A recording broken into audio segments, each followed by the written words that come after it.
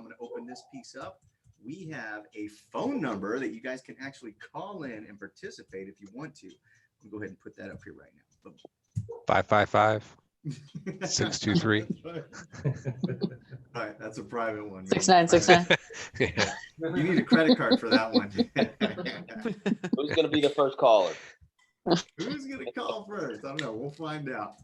Let's pop over here and make sure. The lines are hot. On, baby. And so am I. It is open. Wigsley back in. There we go. Admit on you, Wigsley, but I'm not able to get you back in, buddy. I don't know why. I'm in. He's in. Oh, you are. See me? Okay, cool. No, you're not there. Been too He's that quiet. silent dude that sits in the corner with a silenced handgun just waiting for you to make the wrong movement. This isn't the Wigsley you're looking for. Move along. I'm doing drugs. It's legal where you are. No, that's not a drug. It's medicine here in Michigan. No, it's not. It's natural. Randy asks a random question. He says, random question, will you be turning around and getting on the pole?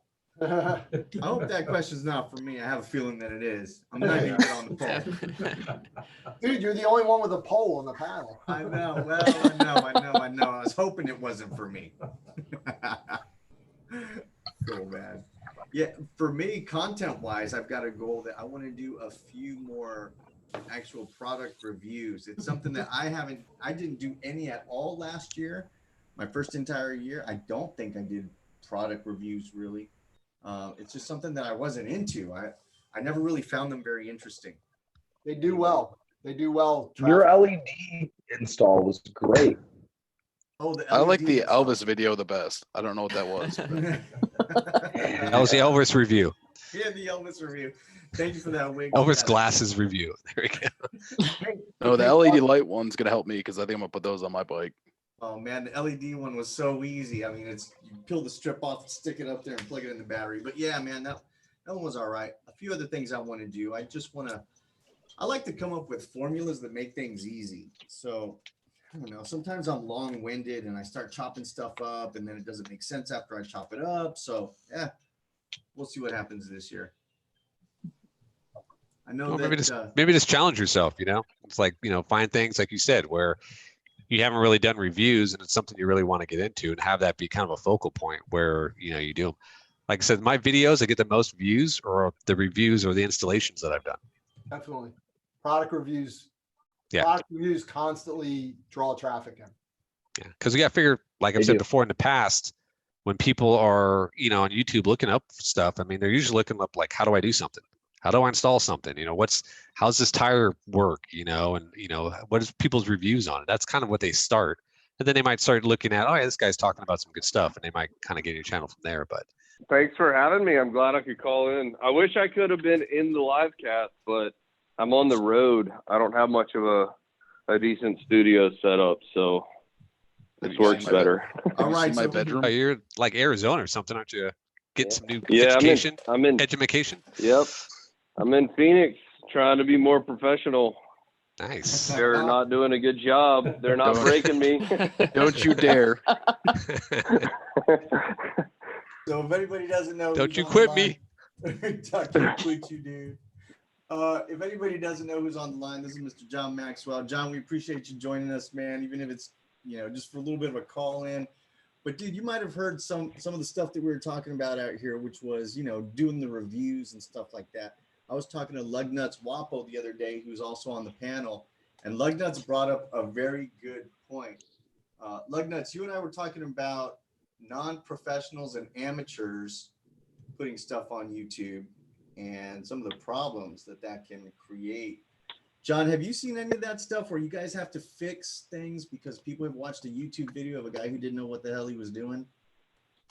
Oh yeah, absolutely. I mean, that's part of the fun though. And what sucks? So, I mean, that's how I make my money is by people doing their own work half the time. Yep. But the worst thing that I ever hear though is that dealerships or professionals give those people crap for even trying. I think the the videos, watching the amateur put stuff on is way more fun than watching the professional do it anyway. Like from the entertainment and video aspect, that's the one that the viewer gets the idea that, oh, I can totally do this. If that guy can do this, I can do this. If that makes sense. Yeah. Totally does. Absolutely, man. And like nuts, you see that stuff all the time too, don't you? Oh yeah, it comes in all the time. They end up spending twice the money, which is, I mean, it sucks for them, but we always get a kick out of it when it's in service. Yeah. Well, and some of it's a little more ridiculous than others, you know. Yeah, it's always the ridiculous stuff that's like, oh, just wait till I put this on Instagram. This is hilarious. That happened to me once, man. I tried to change my own primary, and you guys correct me if I'm wrong on which piece is which, but I was trying to do that. I saw something on YouTube. I did that, and I think I overfilled it, so somehow it wasn't catching the gear. So even when I was in neutral, the bike kept moving forward. I think it's because, yeah, it's one of those things. It's like, man, it's an easy job, but they're easy to screw up too. It's a Harley, should always be going forward. Amen to that. I think you're overfull of your blinker fluid. Yeah, right. So, John, you said you're trying to get you're getting a certification out there now, aren't you? Of some sort. You're like up in the game. Hopefully hopefully this is the last class I have to take until they come out with more classes. So I'll be a master technician after this. Hey John, have they certified you on the LiveWire stuff? No, if we become a LiveWire dealership, part of how you become a LiveWire dealer is you do have to send a master tech to LiveWire training, but you can't send anyone that's not a master tech. So they need me to be a master tech, but I don't know if they've decided if they want to be a LiveWire dealer. It just dawned on them that they can't at all unless they send a master tech. So. Plus the outlets. Have you got a chance to ride it? I did have a chance actually. And, well, I didn't have a way to put a GoPro on a borrowed helmet and film it. And I really want that first LiveWire ride to be on video. So I did not ride it, even though I could have. And now all these months later, where I've had all these opportunities fall through, I really wish I'd just ridden it by now, because everyone else has the LiveWire video out, and I'm over here can't watch them because I don't want to like skew my review process. Yeah. So, yeah, now I'm kicking myself in the ass. It doesn't have a clutch, dude. That roller test ride up at the IMS show in New York City. They had the live wires set up on the roller. And I'll tell you what, man, Harley, whatever people think about that bike, I think they knocked it out of the park with that bike. That bike was killer. It sounded like an F-16. I sat on that thing. It's just a torque monster. So for someone like me coming from a naked, I think it's freaking cool as hell. If you want to feel torque, I think it's going to be awesome. Yeah. I think it's gorgeous. I think it looks good. Yeah, everyone at the dealer show this year, as soon as someone said LiveWire, the person they're talking to would be like, but have you ridden it yet? You know, because that's where I could have ridden it, was at the dealer show. And like, no, I haven't ridden it. I think I'm going to go ride it. And I was thinking about the no clutch thing. I was like, technically I could just hold a camera and I'd be good. I don't know how like the people will feel about it if I'm just like, yeah, I'm going to ride this with only my right hand because I have to hold this camera to do a review. But I figured I wouldn't put them in an awkward situation. That would be some good content right there. Not only juggling material, but did y'all just see Jesus go by with his smartphone riding on a LiveWire? Is that the beginning of a joke? Jesus goes by on the LiveWire with the Kipco Pro. That sounds like y'all have no idea. I've got all sorts of gear up there, but no way to attach a camera to a helmet. So I'm like running through like hair ties, like, okay, how can I like attach this thing to something? Talking to other people. One dude offered me a head strap, and he's like, maybe if you cut this thing up and you like do this. I'm like, nah, dude, I'm not cutting up your head strap. Like, I'll find a way. Duct tape. Well, dude, Yeah, John, duct tape. do you use a 360 camera? I use it sometimes. It's really cool. But well, in the shop, for instance, I turn a camera on and it just rolls, and I find what I want to use later, you know. And a 360 camera at 5.7K, that's so much footage. And then to edit that, it's just not the same. Like, you don't know what angle you even want to see. So you end up spending so much time in post, you really have to have a plan for the 360 camera. And so, like, the last time I used it, one of my kids, or both my kids, get a dirt bike to share, kind of. So I mounted on the handlebars of this dirt bike, and I could film their face, all happy. I could film where they're going, but it was only on for 3 or 4 minutes at a time. So that's, you know, manageable footage. Yeah. But man, that thing will fill up a memory card no time flat. Dude, and I'm telling you, I was looking at some 360 cameras, and I'm looking at tons of footage, and I'm thinking, okay, how does it work with the bike? And some of those 360, you know, the stuff is awesome, but when you're switching views from like the back view to the front view, if you watch too much of those 360 videos, man, it makes you a little bit dizzy. Might even make you a little bit nauseous sometimes, you know? Yeah, for sure. Yeah, there's an art to editing that, and it's not the same as editing other footage too, to make it look cool. So yeah, it's pretty tricky though. It's like having a drone. You know, if you have a drone, you can overdo drone footage like really quick. But if you got a drone shot, somebody else doesn't, well, then your video is better, in my opinion. You know, you like put in the extra work, you got the extra gear, boom, awesome shot of, you know, a little 10-second clip. That's how 360 footage is to me, is you got the little quick shot that somebody else didn't get.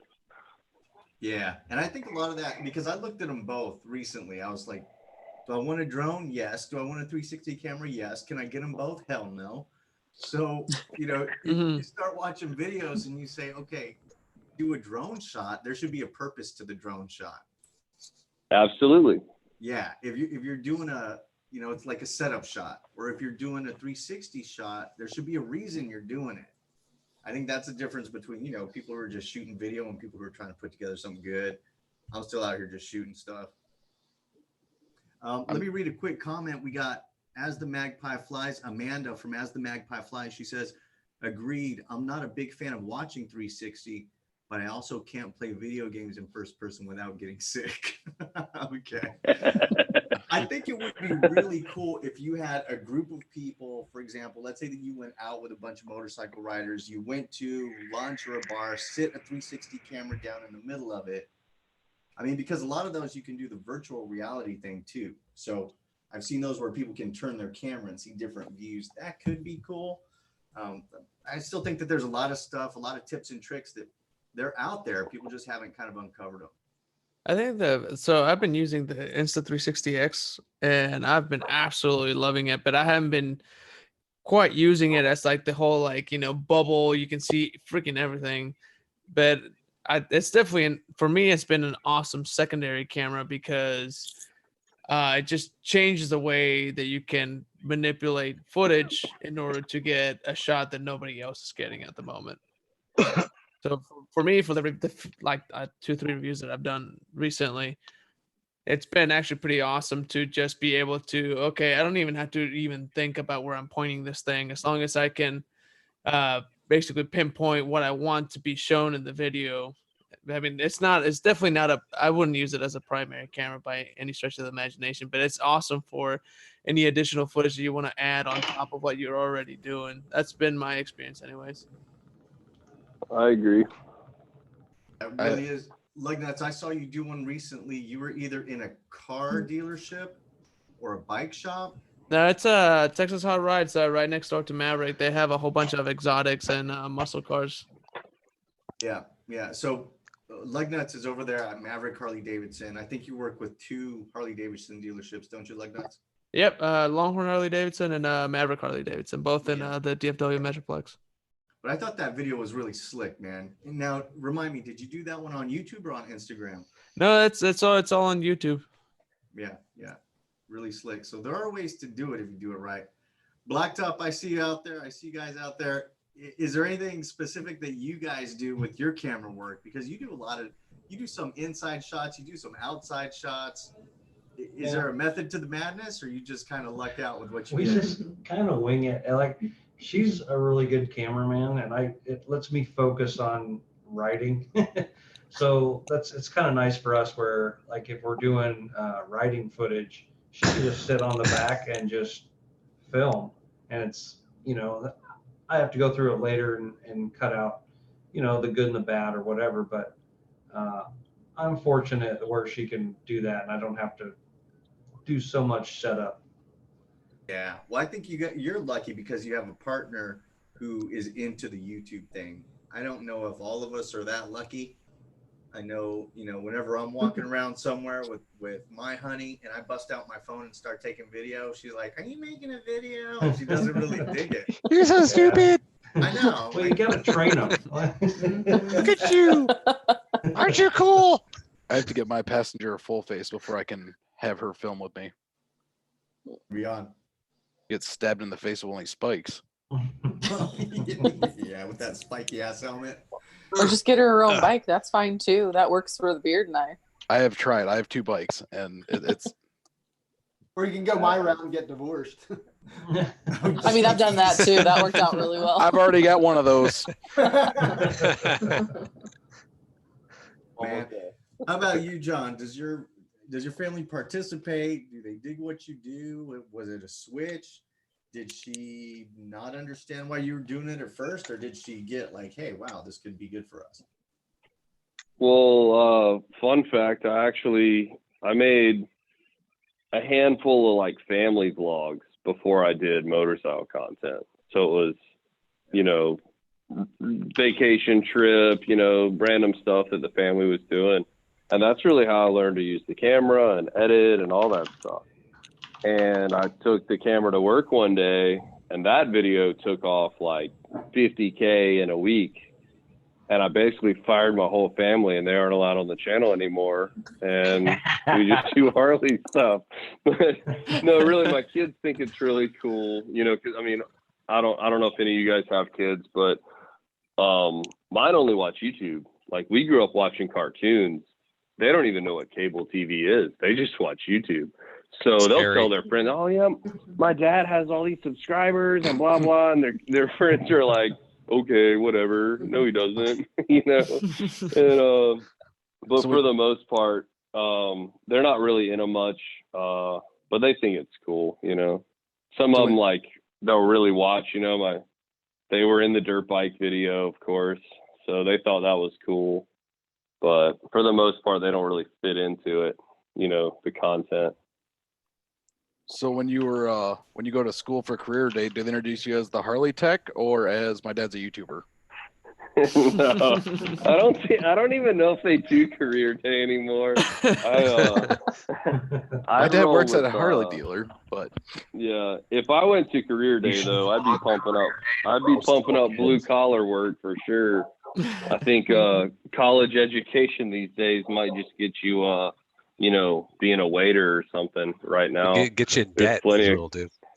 Yeah, there's plenty of college educated folks. You want to make some money, be a plumber or something. I don't know. Nobody's doing that. HVAC, work with your hands. Nobody wants to do that. Everybody wants a master's and $200,000 in debt.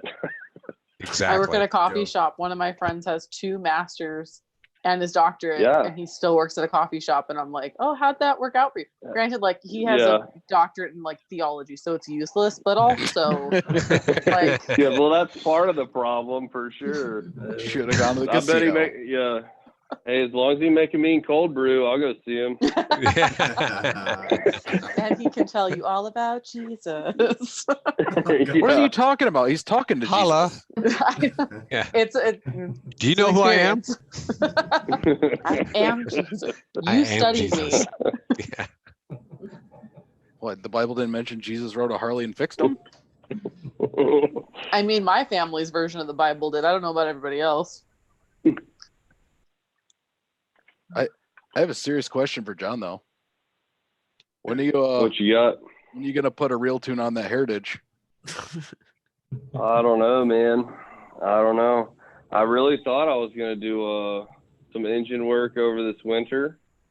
And, yeah, had a little bit of truck trouble. My wife had a little bit of van trouble. And I blew a whole lot of engine money on 2 cars. So it's actually just thinking about that. I'm kind of bummed. You get the right tune on that Heritage, it's going to be nice with those mufflers. Yeah, it is. I got I did pick up a slightly used, the Screaming Eagle auto tune thing. I want to try that out before I go. You know, I got stages that I want to do. I don't know if people have done decent content on the auto tuner that Harley makes, but I'm curious about it. Nobody's really used it, so I just had to buy one, and I'm going to try it out, see if it's worth the hype. But I still got like a year's worth of warranty, so I'm probably not going to go aftermarket tuner. I don't particularly care to suggest people do that, you know, void their warranty with an aftermarket tuner. I don't necessarily think the Milwaukee 8 is like bad and you need the warranty necessarily, but man, if you do need it, I definitely know what you're thinking. Well, John Maxwell said the Power Vision's the best tuner out there. Now I got to buy a damn engine, you know? So That's the best Power tuner, Vision. in my opinion. That's what I got. Exactly. well, and I picked Power Vision because if and when I do one, I'm going Power Vision for sure. Oh yeah, that's no doubt about that. But there's some stages in the content that you want to do, you know. I don't want to jump straight to Power Vision without testing a couple of things. I still want a head pipe put on there. Had a couple companies offer to sell me one at full retail. That was solid. Like, thanks. I'm pretty sure every company under the sun will do that. Appreciate that. So, you know. I tell you what, I put that Power Vision on that Heritage with those mufflers and got it dyno tuned, and it does wheelies all day. For sure. So quick question for John, because I've gotten a chance to ride the SNS, and you know, basically any bike with an SNS 128. Have you gotten a chance to install those and kind of run one of those? We haven't, or I haven't. We don't do, with this whole warranty situation recently that's come up with the aftermarket tuners instantly flagging a VIN and going out of warranty. We just haven't really tried to do big motor builds or anything. I think we might start though. Fun fact, unannounced to the internet, for me anyway, up until right this very second. So last week my dealership got sold and we're under new ownership, which is part of why there's no video this week, because I spent my last week doing inventory of parts and we were closed for 3 days and it was absolute chaos doing a transition of that size between 2 owners. But the company that bought us, Revolution Motorsports, I'm super excited about. They own 6 other dealers, so they're up to 7 now. And if any of y'all watch Moonshine Harley Davidson, their YouTube channel, they own Moonshine. So I know the guys at Moonshine are my coworkers, like overnight. So I'm hoping to get up there and check out these big motor builds they're doing and learn some stuff from them and hopefully bring that down to Chattahoochee too. Damn, I haven't actually talked to anybody about that. That's all in my own head, and I just announced it here. That's what I'm thinking anyway. You heard it here first, people. Yeah. How we make the moonshine. Yeah, I'm really excited about this this new company and going forward with them though. I'm stoked. I'll bet. That's Dude, pretty I was awesome. meaning to ask you, John. I always wonder this because from time to time I find myself driving through Georgia for work. I'm out there a couple of weeks every month. I don't live out in the area, but I do pass your area from time to time. And I've thought, I wonder how many people go in there and bug the shit out of John Maxwell, wanting to like, hey, I want your YouTube channel. Do you get that a lot? Is it distracting? Do you have to have like certain visiting hours? Like, what is that like? Nah, for the most part, anybody that swings by that's fair game. You know, I try to, depending on what's going on, I try to make time for everybody. it never fails. Whoever has traveled the farthest, I'm probably off that day.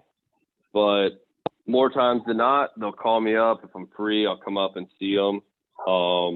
It happens a couple times a week, probably. It's always better when somebody like buys some t-shirts or something. It's easier to bust out of the shop when somebody's holding some merchandise, you know.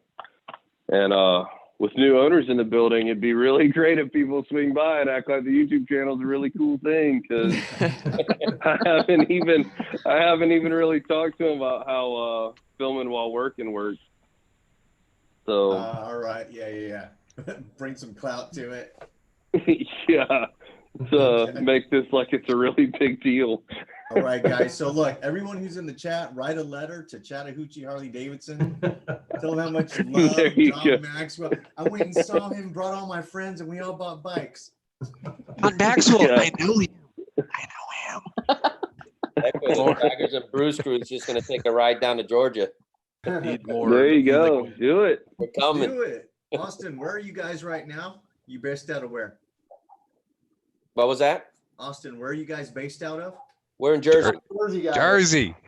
Jersey. Okay, so Baggers and Brews is their channel. They do a bunch of stuff out there. How long would it take you guys to drive or to ride out there? To ride to Georgia, probably it's probably a good 11, 12 hour without too much stopping, but we know how these bikes are. Every 214 or so, you got to stop. So I'd say a good 14 hour. We could do it. We did bring it home, baby, so we could do it.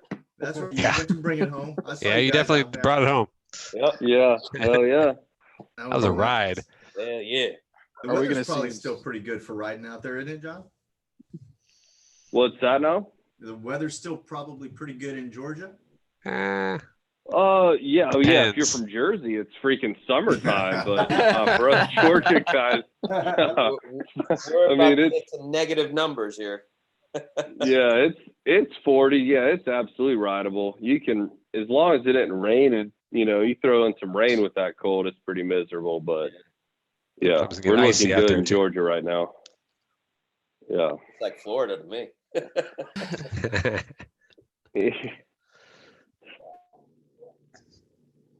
Are we gonna see you in Sturgis? Sturgis. I Okay, that's a don't- good topic. Is it?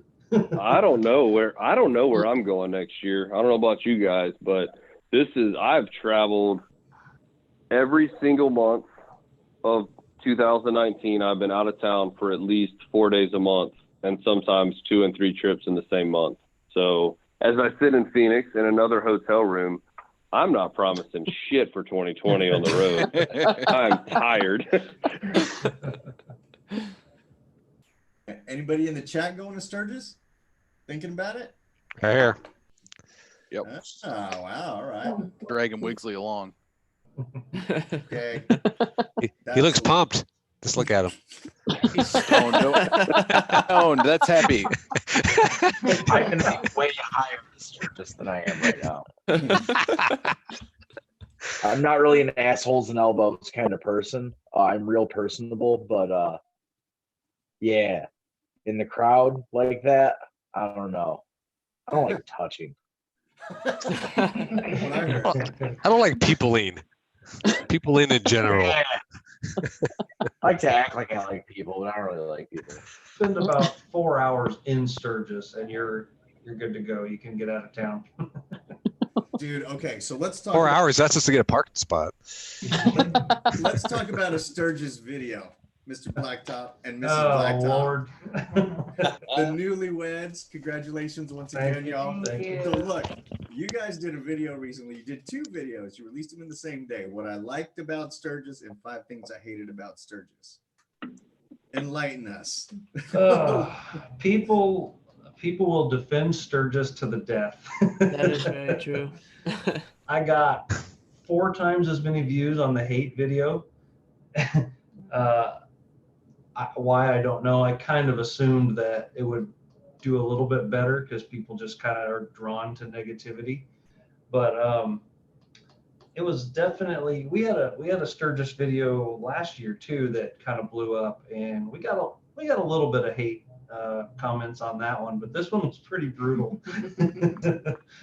which kind of led me to my latest one that I put out. But yeah, there's like everything, there's good and there's bad, and the people that like your bad or they don't agree with you, and they're not afraid to tell. Yeah, they ripped you pretty good on that one. Yeah, I guess they everybody did. gets ripped from from time to time. It comes with the territory. The bigger you get, right? I mean, you could probably look at any big YouTuber's video. John, you probably see on yours. I mean, you're going to release a video and you're going to get your fair share of thumbs down and fair share of negative comments and just trolls out there. For sure. Yeah. Nobody dislikes biker part of the Tuesday. Internet. Yeah.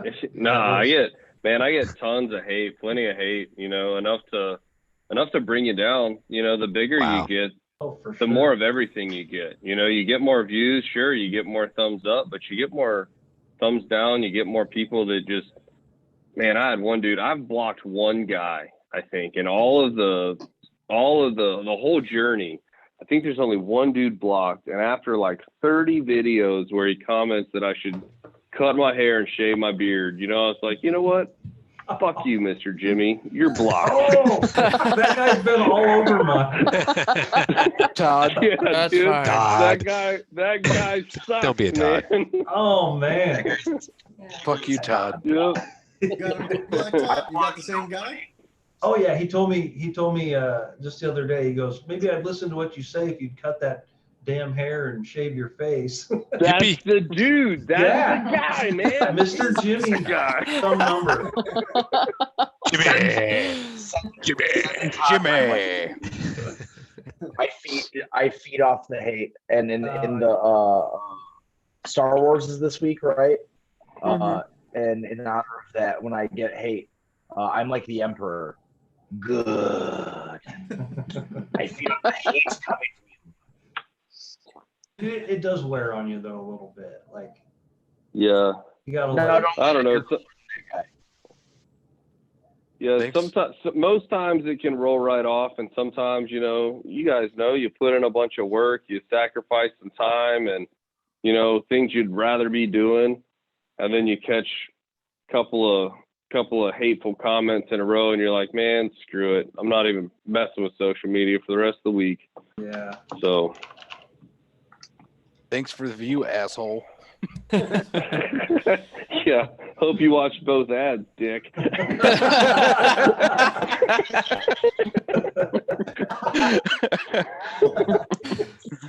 That's funny.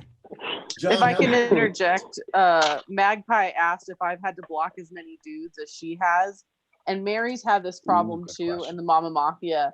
I don't have this issue, and I think it's only because the beard is scarier looking than most men in the world.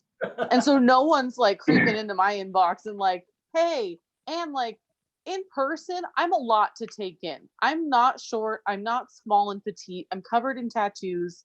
Like I don't look approachable at all. That sounds completely approachable. I mean, like, I think I'm a delight, but also Depends on who you at. You are a delight.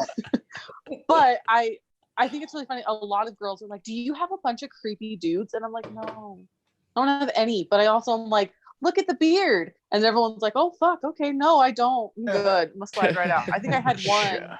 And he was like, you're a goddess. And I was like, I'm a demon, but thank you so much. Have a great day. So Magpie, no, I'm so sorry, babe. I don't. But also the beard is really scary looking to some people. I was in a wedding. I was a groomsman. And we went to go take pictures with the bridal party. And we were like trying to cross the street. And there was like, who was with that bearded tattooed guy? Because I feel like he could get us across the street and without issue. I was like, shut up, he's so sweet. And so I told him, and he was like, don't fucking tell people that. Tell them I'm scary. And I was like, I don't know what you want. Don't give up my secret. He looks mean. He's a fucking teddy bear. Rip your head off. Neck. I need to get scarier looking because I get tired of people. We had one guy that's talking about wanting to watch her shave her bikini area, as he called it. It's just like I had to block him too. Yeah. Wow. You have to do that. Yeah, I definitely don't have to Welcome to worry the about internet. anything like that. That is just oddly specific, though. Right? Yeah. Just like of everything, it's just like I want to watch her shave her bikini area. Yeah. Slow down, it's going too fast. I look like a cop, so I don't have any problems. Hey, let me give a couple of quick shout outs to people out here in the chat. I saw a few more people joining up. So just real quick roll call. We got Moto Carry, Patty Outback from Australia. We got Mothman 46, As the Magpie Flies. She's been in here for a little while. Thank you so much for joining, Amanda. We got Patrick Hattrick. We have Moto Pappy, Throttle Down Under, another guy from Australia. We had Outback Outlaw, also from Australia. Gears and Gadgets in the house. Gears and Gadgets, we had Holla! Holla. Gears and Gadgets. I love Yes. you, Gears and Gadgets. I love you. We had him on last month after he hit his 10,000 subscriber mark, and I think he's already up to like, I don't know, he's like racking them up quick. Who else? Right on to the Beard is out here, also from Baggers and Brews. Grinding Gears Moto. Who else do we have? Yeah, I think those are the new joiners. JT Southern Fried, can't forget Mr. Southern Fried out there. And Adventures of the Bearded Bobber, who is Nikki's husband. So, Beard, thanks for joining us, man. Yeah. I am hitting on your future wife. Come at me, bro. I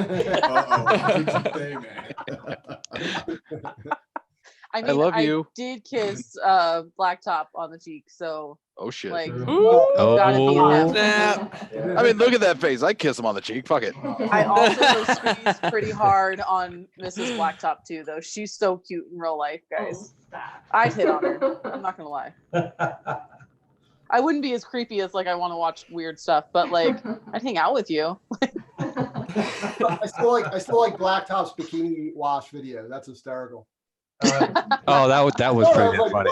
It got demonetized. The weirdest thing. You're too sexy for YouTube, buddy. That's why. Demonetized. That sucks. Next time you gotta do it with pigtails. I'm too sexy. Yeah. That's how you get past being demonetized. That's for sure. Yeah, we had quite a few people out here, John, who went to bring it home. I know Nikki was there, Blacktop Devil and Mrs. Devil was there, Iron Cross Racing was there, Austin and his crew were out there. I got to go up from San Antonio. I rode with Iron Cross Racing up there. Yep. And so, man, it was absolutely. Yeah, I think I watched all of your Bring It Home videos. To be honest, That's awesome. Thanks, man. Yeah, I checked them all out. Yeah, that is awesome. Yeah, it was, man. I don't know. I get folks all the time. We were talking about Sturgis earlier. Sturgis might be like the biggest rally in the country, but there's nothing like being in an airport and seeing almost 4,000 bikes parked tire to tire. You know, Yeah, that was pretty sweet. It was insane, man. I hate that. Well, I don't hate that we got it. I hate that more people won't be able to experience such an insanely huge event. But man, it was a blast. Hey, there's talks about Australia trying to bring it down, trying to break the record down there. He ain't gonna do it. Yeah, man, they can try. Where? They can try. Australia. They can beat it. We'll just take it back again. Give us a chance to do it. Give us all an over, excuse to go back up there. Yeah, somebody does. man, it was. I'm really hoping that So actually, for all those that did not get a chance to ride on an airfield during, I think it's Memorial Day or something like that, Barb's Harley Davidson up here actually has a Freedom Ride.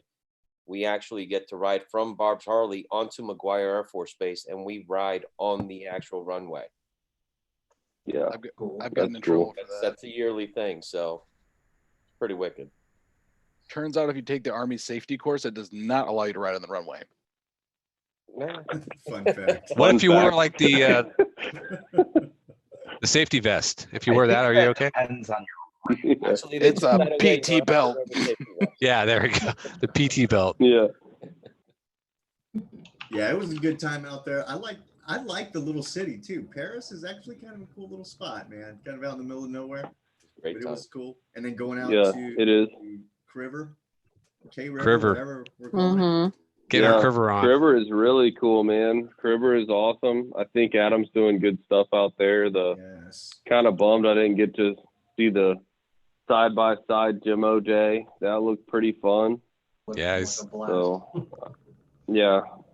Yeah, I'm hoping he does a reunion or an annual thing out there like he did for Bring It Home. And I just know so many people that would mob out there. So many people, man. It was just a great time. Yeah, I think so. I think they'd be crazy not to do some sort of annual party of some kind. You know, I talked to Cody, the owner of Paris.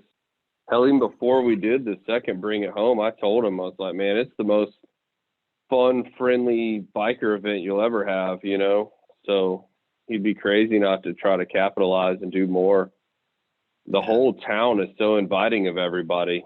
I don't know if any of you guys know this, but I had some friends who were at the casino while I was at the dealership, and they announced everything. Well, out of the casino, they announced it over the loudspeaker that the record was broken and what the number was, and the entire staff was on the casino floor applauding the record being broken.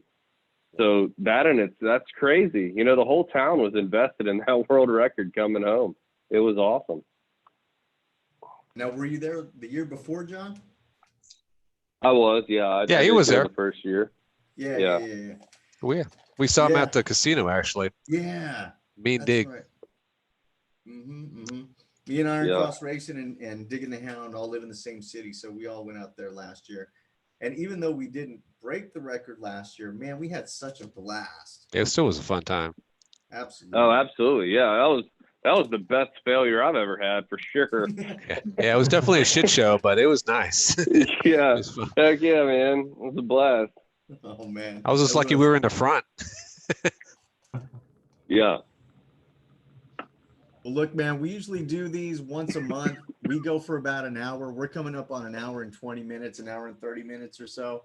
So here's what I'm going to do, guys. I am going to, just in the interest of everyone's time and keeping it nice and concise, I'm going to close down the video portion of it, but I think I'm going to stick around and be on the chat portion of it because, you know, I love being in the chat over here on the side, just kind of kicking back and doing that. So I'm going to leave it going, but I'm going to shut down the video stuff. But man, I just want to thank everybody who jumped on. John, thank you so much for popping on, dude. You came. Yeah, man. You know, you said you were going to be in the chat, and I knew you probably would, but for you to call in, dude, this was a lot of fun. Yeah. Hey, man, thanks for letting me take over the phone call. Anybody else tried to call? Sorry. I mean, who are they to tell Jesus no? Yeah. Who trumps Jesus, right? Judas. Judas trumps Jesus. I mean, it's your birthday, for crying out loud, you know? I mean, exactly.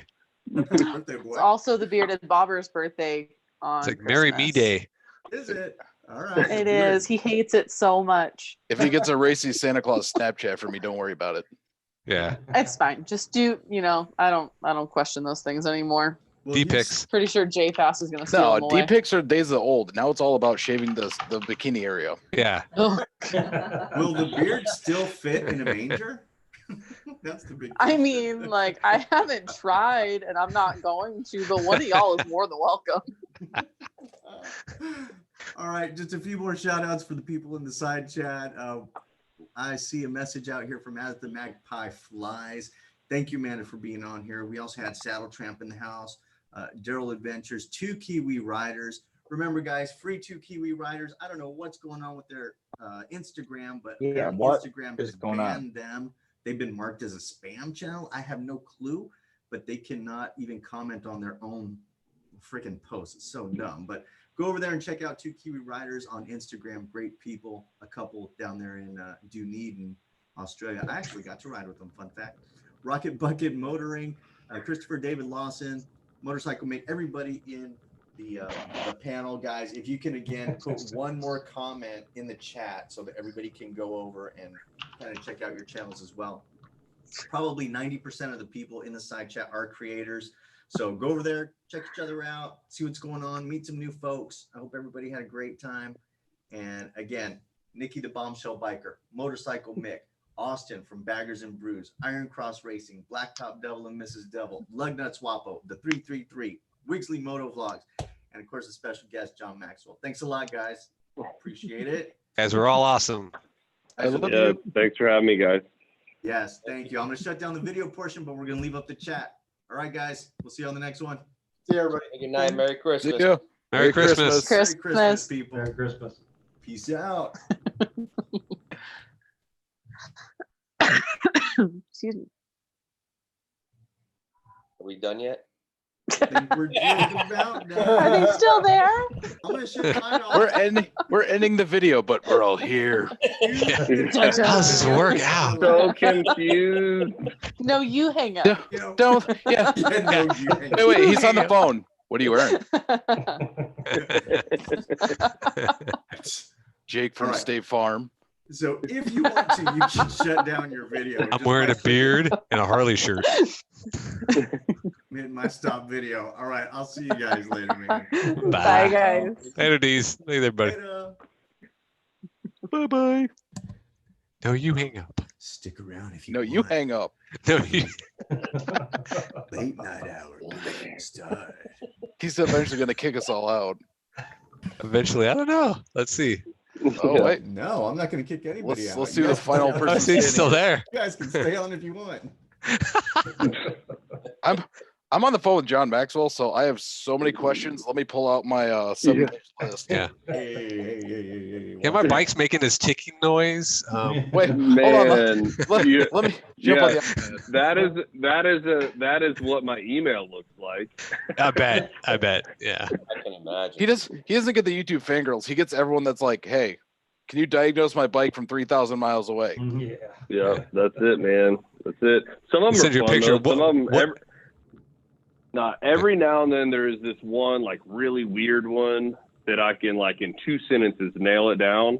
And that dude, I guarantee you, watches every video I post every time. But for the most part, I have no idea what they're talking about.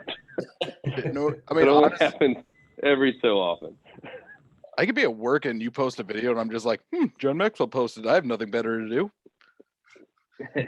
Shouldn't you be working right now? No, John Maxwell. Yeah. Man, I get so many people who are like, yeah, dude, I watch all your videos at work. I'm like, man, I'm in the wrong business. I don't get to watch any videos while I'm at work.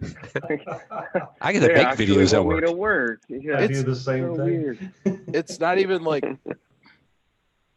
I don't even know where to start with the amount of people that are just like, oh, so you make YouTube videos? Yeah. I was thinking about starting a YouTube channel. It looks like it's pretty easy. I'm like, you have no idea how much stress it'll put on your life, but it's worth it. Well, there's a difference between making a YouTube video, like making YouTube videos, and being a YouTuber. So, there's the whole across the board, Facebook, Instagram, the channel, the brand, making it all match, being consistent, and that's what people don't get. Yeah. Anybody can post to YouTube. You can't take it over, unless you're willing to put in some time. I just recently discovered because of D's Teespring, like creating actual like merchandise you don't have to pay for. Like you do, but like it's not, and it's building your. You have to stock it. Yeah. Yeah. You pay for it as a sale. Like you get a small percentage as they sell your thing, and you're in essence helping some Chinese company make a bunch of money off of your name. So that's why there is the Harley Tech merchandise, to be honest. I looked into it and thought about it, was like, man, I'd rather pump up a bunch of locally printed shirts and ship them out and help some other local company make some money on the side off of my name than some Chinese company that people just click through and make them a bunch of money. But then there's that whole time thing of like making all that happen, where Teespring's easy because you just upload an image and you're done. You just created merchandise.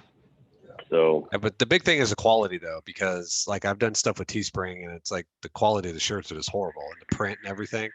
It's like I'd much rather if it's gonna have my name or my brand on it, I'd much rather have it be a quality product. Well, I have it with me my only non-Harley anything really, because it's mostly Harley stuff.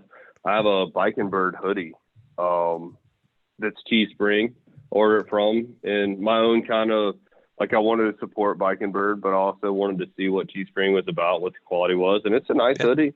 It's solid. Yeah, I got one of his shirts. Yeah, I got one of his shirts, and I got a couple of autocross stuff that I made from them, and But it was just like I noticed from shirt to shirt, like I got like 3 or 4 different shirts, and the print, like where it was made and everything, was all different. I mean, it just wasn't very consistent. That makes sense. And then you don't get to, and you don't get to see it and approve it. You know, you go down and have a couple hundred T-shirts printed, and 1 out of every 100 sucks. You can be like, no, dude, I don't want this one, or you know, whatever. Yeah. When it's all drop shipped, man, you don't know. Yeah, exactly. We've actually been looking at custom ink. Okay. They actually have actual storefronts where you can go in and actually check out all the merchandise they have, all the shirts and sweatshirts they have. You can feel it, test them out and everything before you can. And they go ahead and upload your thing right there. Some stores have it where they can print it right there. Some you send it out 2 weeks later, you get it. Oh, that's pretty cool. Yeah, so that's custom ink. But yeah, I'll have to check them out then. This is a little bit off topic, but can I say like one of my most happy moments on YouTube wasn't even watching one of my own videos? I know that sounds. Whoa, where are you going with that, buddy? No. It was a video. Are you looking up those bikini twerk videos? Where are you going? Maybe, but it was the moment I watched someone start a bike when they put new mufflers on their bike, and just the look on their face was priceless. Like that was one of my most favorite moments, and like seeing that, and like seeing the reaction they gave was just like the same one I had. It's like it went from being like I don't know. I wake up my whole fucking apartment complex when I start my bike, and for me it was just really cool to see that, and it was just such a cool thing for me to like from the outside looking in. It's like that's the expression I had. And I don't know why that was like one of the most coolest things in the world for me, because just seeing that happen. And if you want to get a great shot, let a kid twist your throttle. Make sure you're in neutral, of course, but let a kid crank that throttle, dude, and get that on camera. Austin, you're nodding your head. You seen it? I've actually done it. We came out of Tuckahoe Brewing, and the kids outside were like, "Oh man, the bikes!" So luckily the bikes were cold, and I just let him sit on my bike. I started it up. He's like, they're all, you know, happy. You twist that throttle and see that smile. It's the best thing ever. That was like me. It's like one of my first videos I had for motovlogging was riding with my club to this thing, and this kid was like he had a little kid had like a cut, like an actual like leather cut, like with a little patch on the back.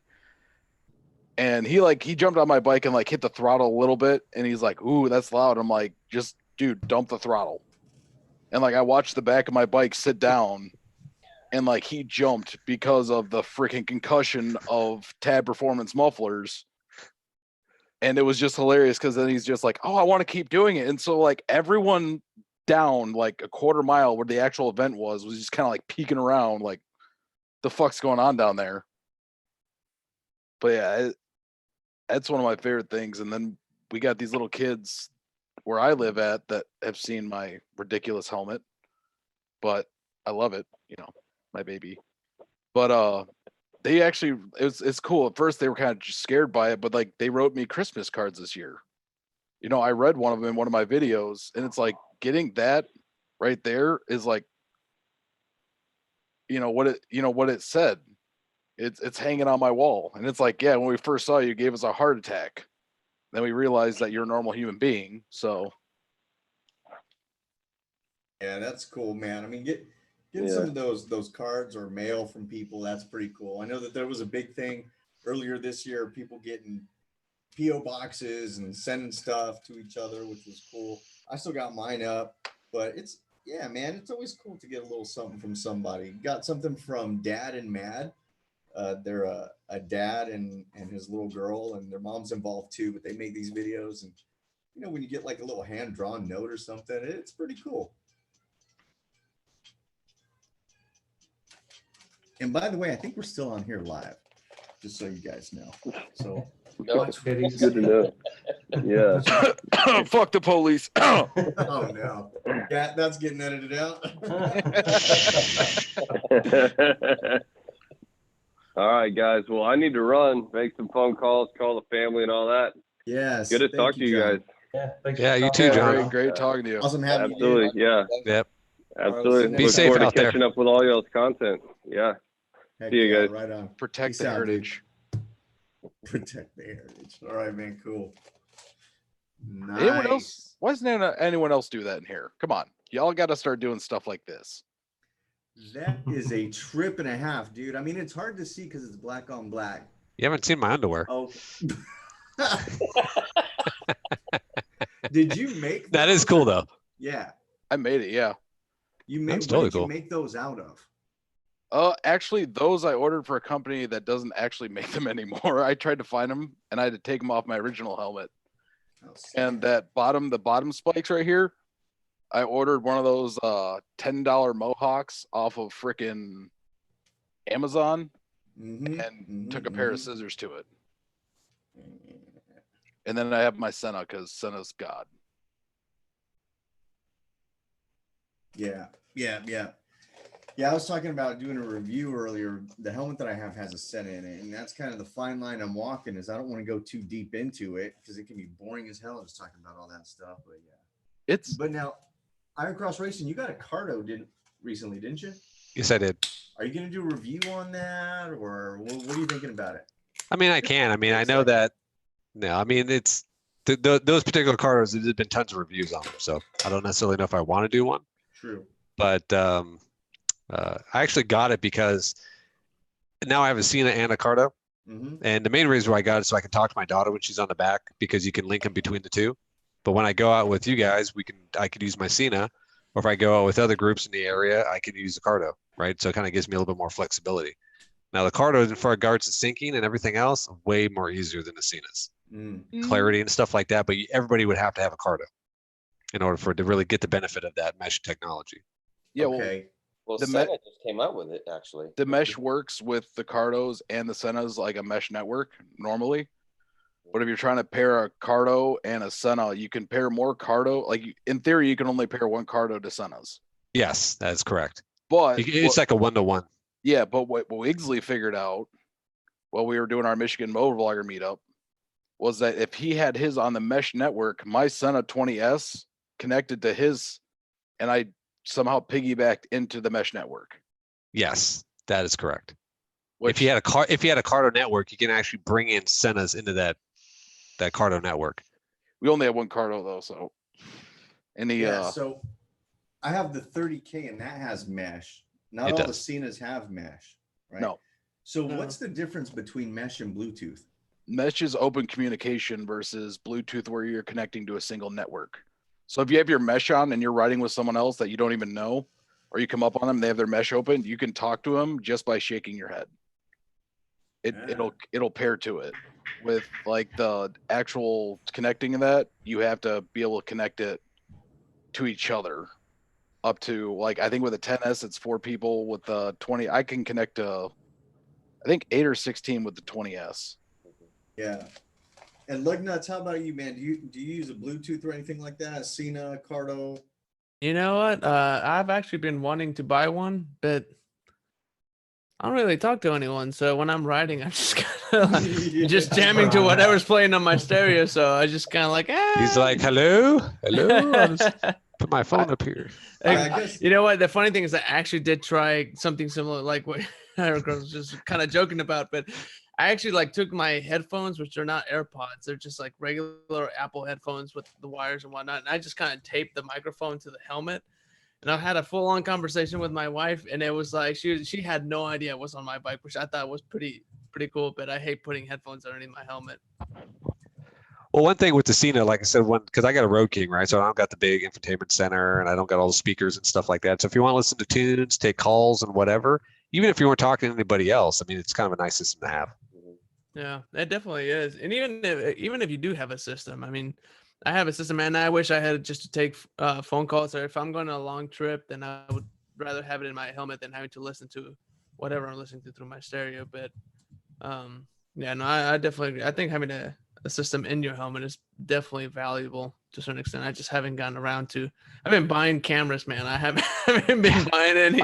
I really do need to get one, but I've just been spending all my money on cameras. Now, what $300 do I want to spend on next? Exactly. Yeah. I think where Harley went wrong with their new bikes is having to have a whole extra module to be able to connect your Bluetooth to your bike. Like I think that was Yeah. I think that was a big mistake on their part. But it's like most of the people riding those bigger bikes aren't younger. Hey. I mean, what do you consider younger? Honestly, Well, I mean, no, but even then, he's got a second bike that's Okay, not. boomer. Yeah. But I mean that's the truth though. Is like Harley has been so concentrated on upgrading all their new big bikes that they don't even. Like I legit made a video that got a lot of hate and a lot of love because it was about how the bike that can save Harley or the line that can save Harley is the Softails. Because it's the only motorcycle line they have that's got 10 bikes or 7 to 10 bikes, and they're all different. There's not anything that's really shared besides the frame. And like when you get into like, I'm not going to go out and pay $30,000 for a bike.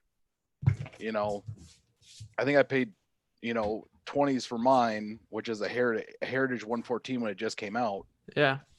But I don't need that big ass speaker system. I don't need all this other crazy stuff. Well, I mean, it's definitely valid, but I think like if you look at what the electric light standard, for example, you get a full on touring bike, trailing forks, a touring frame, and you don't get any. I mean, obviously you don't get any of like the speakers or whatever. I thought when they first came out with that bike, I was like, that's the bike that I think would save Harley in a sense. And you're getting a touring model, you can actually go on road trips. I feel like most millennials, anyways, the ones that I know are like, I want to travel, I want to do all these other things, but I can't afford to just travel and whatever. But you can, I mean, for example, my bagger, I paid $3,200 for my bagger. It was a wholesale bike, and it obviously needed a lot of work. But going back to what you were saying, like, yeah, Softails, I think they're definitely kind of what could save Harley, but I think what really is going to save at least from the Softail lineup that I can think of, the one that's about to come out, which is the Softail Standard, which is like 13 grand or something like that. I think that's going to be pretty freaking awesome for someone that's on a sporty to jump onto something like that and actually be able to put bags and actually maybe even more comfortably travel on a Harley as opposed to getting onto a touring bike right off the get-go. That's why I like my Heritage, because it's the ultimate touring bike, because it's got the monoshock, it's got all the cool crazy stuff that makes it performance oriented, in the sense of what it is. All it needs is that inverted front end, and you can do that to it though. You can put I found out that you could put a Lowrider S front end on that Heritage, which might happen, but that would be pretty. I would be looking forward to that video. I'm working on it, but no, I mean, and I think that's what everyone was so focused on when the Challenger came out, was like, oh, it's got all this inverted forks and all this crap. But it's like, I'm not buying a bagger to be sporty. If I'm buying one, I'm buying it so I can ride for long periods of time in a comfortable fashion. Yeah. But my Heritage does it. So, I mean. Yeah, funny. Go ahead. No, I was just going to say the funny thing, because I went from a Triumph Thruxton, right, a Cafe Racer 900cc bike to my Road King. And one of the things I was afraid of, I wanted to get a bike because in the Texas Hill Country, there's like a lot of places to ride out here where you're riding for hours. And on a Cafe Racers, this wasn't that comfortable. So I get the Road King, I get out there, and to tell you the truth, the Road King handles so well. The size of the bike it is. There's a reason why police units that have most counties that have police units are Road Kings or electric light standards. Of course, the police models, but to your point, it's really the best of both worlds, because my Road King CVO 13, that thing rides like a champ. It's the bagger, and it's got the nice style to it. It's comfortable. Yeah. I mean, and it gives you the flexibility. If you want to take off the windshield, then it's a regular, cruiser. Mm-hmm. And I mean, as far as like getting, low on the corners and just really, it performs. I mean, I've been really happy with that bike. Well, did real good on the back of the Dragon. I was scraping pegs and scraping bags. They still took it. I think it's, I mean, to me personally, the biggest difference that I can see between a Heritage and a Road King, because they're basically a classic, not the 114 that we're talking about earlier. But between the two, if I was going to pick a 107, platform, it would be a touring or a softail. I'd probably go with the touring, but the main reason I would go with the touring is because of the trailing forks, having those forks behind the neck. It's just, especially if you go in a straight line. I mean, you can just let go of those handlebars. Those things are self-centering. I mean, there's nothing like it. You can put both bikes on the lift. Yeah, you can put both bikes on the lift and just push the tire each way. And a softail, I mean, they'll flap, same like a dyno or any of the old softails. But with the new touring models, or not new, but anything with trailing forks, you can just push that tire left to right, and it will always center. And you can definitely feel that when you're riding it long trips. In the city, I mean, I guess it's kind of a toss-up between the two. But for me, trailing forks is what makes the biggest difference between the two motorcycles. And the funny thing is this first bike I've had with cruise control. I'll put cruise control on and I'll go without my, with my hands off the handlebars for miles. Oh yeah, it's a blessing for sure. I'm just kind of doing this. just kind of back and forth, and it's just going. I mean, it's like it rides itself. Yeah. So as someone that works at a Harley dealership, I know one of the biggest things that pissed people off, and the reason I probably got my Heritage versus the Road King is they offered the 114 in the Heritage Special, and they didn't in the special touring models. No, I mean, you get it now, right, on the Road King Special that comes with the 114, which is basically just a stroke flywheel, which it seems interesting to me that Harley went that way, because you can get a 114 if you do like, I think it's a stage 3, I think. But I mean, I don't know. I was surprised as well that it didn't come right off the back, but I also know that Harley had that in mind when they're like, "Oh, Road King Special is a mid-year release. Here's your 114 Road King." Well, yeah, and that was the deciding factor. Me is like, I wanted a big motor in weight-wise. A Heritage versus a Road King. A Heritage is a lot lighter. Yeah, it's about 100 pounds, almost exactly 100 pounds. Yeah, it feels like it's lower too. When I sit on the softail, it feels a bit lower. Yeah. Well, it's because that suspension, when it's got the monoshock in the rear, you can adjust that to where you want the load at very easily. It doesn't require removing the bags or anything. I will say it makes it cheaper when you want to upgrade suspension, because you only have to buy one shock as opposed to two. Well, then you got to tear your bike apart to get to that one shock. Yeah, well, I mean, it's not extremely difficult, but yeah, no, I see what you're saying. What do you ride, Blacktop? What do I ride? Yeah. Like, what's your bike? It's a 2011 Ultra Limited. Bagger bro. Yeah, and I love it. Like, it does. It's great for what we do, because we like taking road trips. So that's kind of what we do. I don't like to just get on my bike and ride around town or whatever. But it did lead me to buy the Dyna, because I needed something for going to work and putting around, little stuff that the Ultra was too heavy for. It's just, I got stubby little legs, so the Ultra's I got a big head and the little arms. So yeah, I got that Dyna, and it's great for putting around town and stuff. Gotta love the Dynas, man. Yeah, that's why I kept my Sportster. Everyone's like, oh, you could have got rid of it. I'm like, no.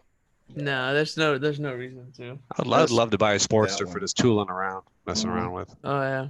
My 1348, it's got the fat tires on the front and back, and I mean, I got to keep that thing on the ground. It's fun. Yeah. But that's also getting torn apart here soon. Yeah. So I think, and I just wish I had the money for it now, but I'm pretty sure here in probably a year or two, they'll come in on trade-ins. But that Livewire, man, the second I'm paying 30 grand for a motor, like not for a lot. I mean, I think it's worth every penny or whatever, but once it comes in on trade, and I feel like electric vehicles just don't hold their value really well, so I'm pretty sure I'll get a decent deal on one of them when they come in on trade. But I think that would be my number one. Like, if I had to just short commuter, that would be my bike. Long trips, definitely my bagger all day long. Yeah. So for me though, I'm probably the only person I know with all this hype on the electrics. I just don't like them. Yeah. I mean, it's just flat. It's like I totally see where you come from, because I was the exact same way until I rode one, and I was like, I can see why.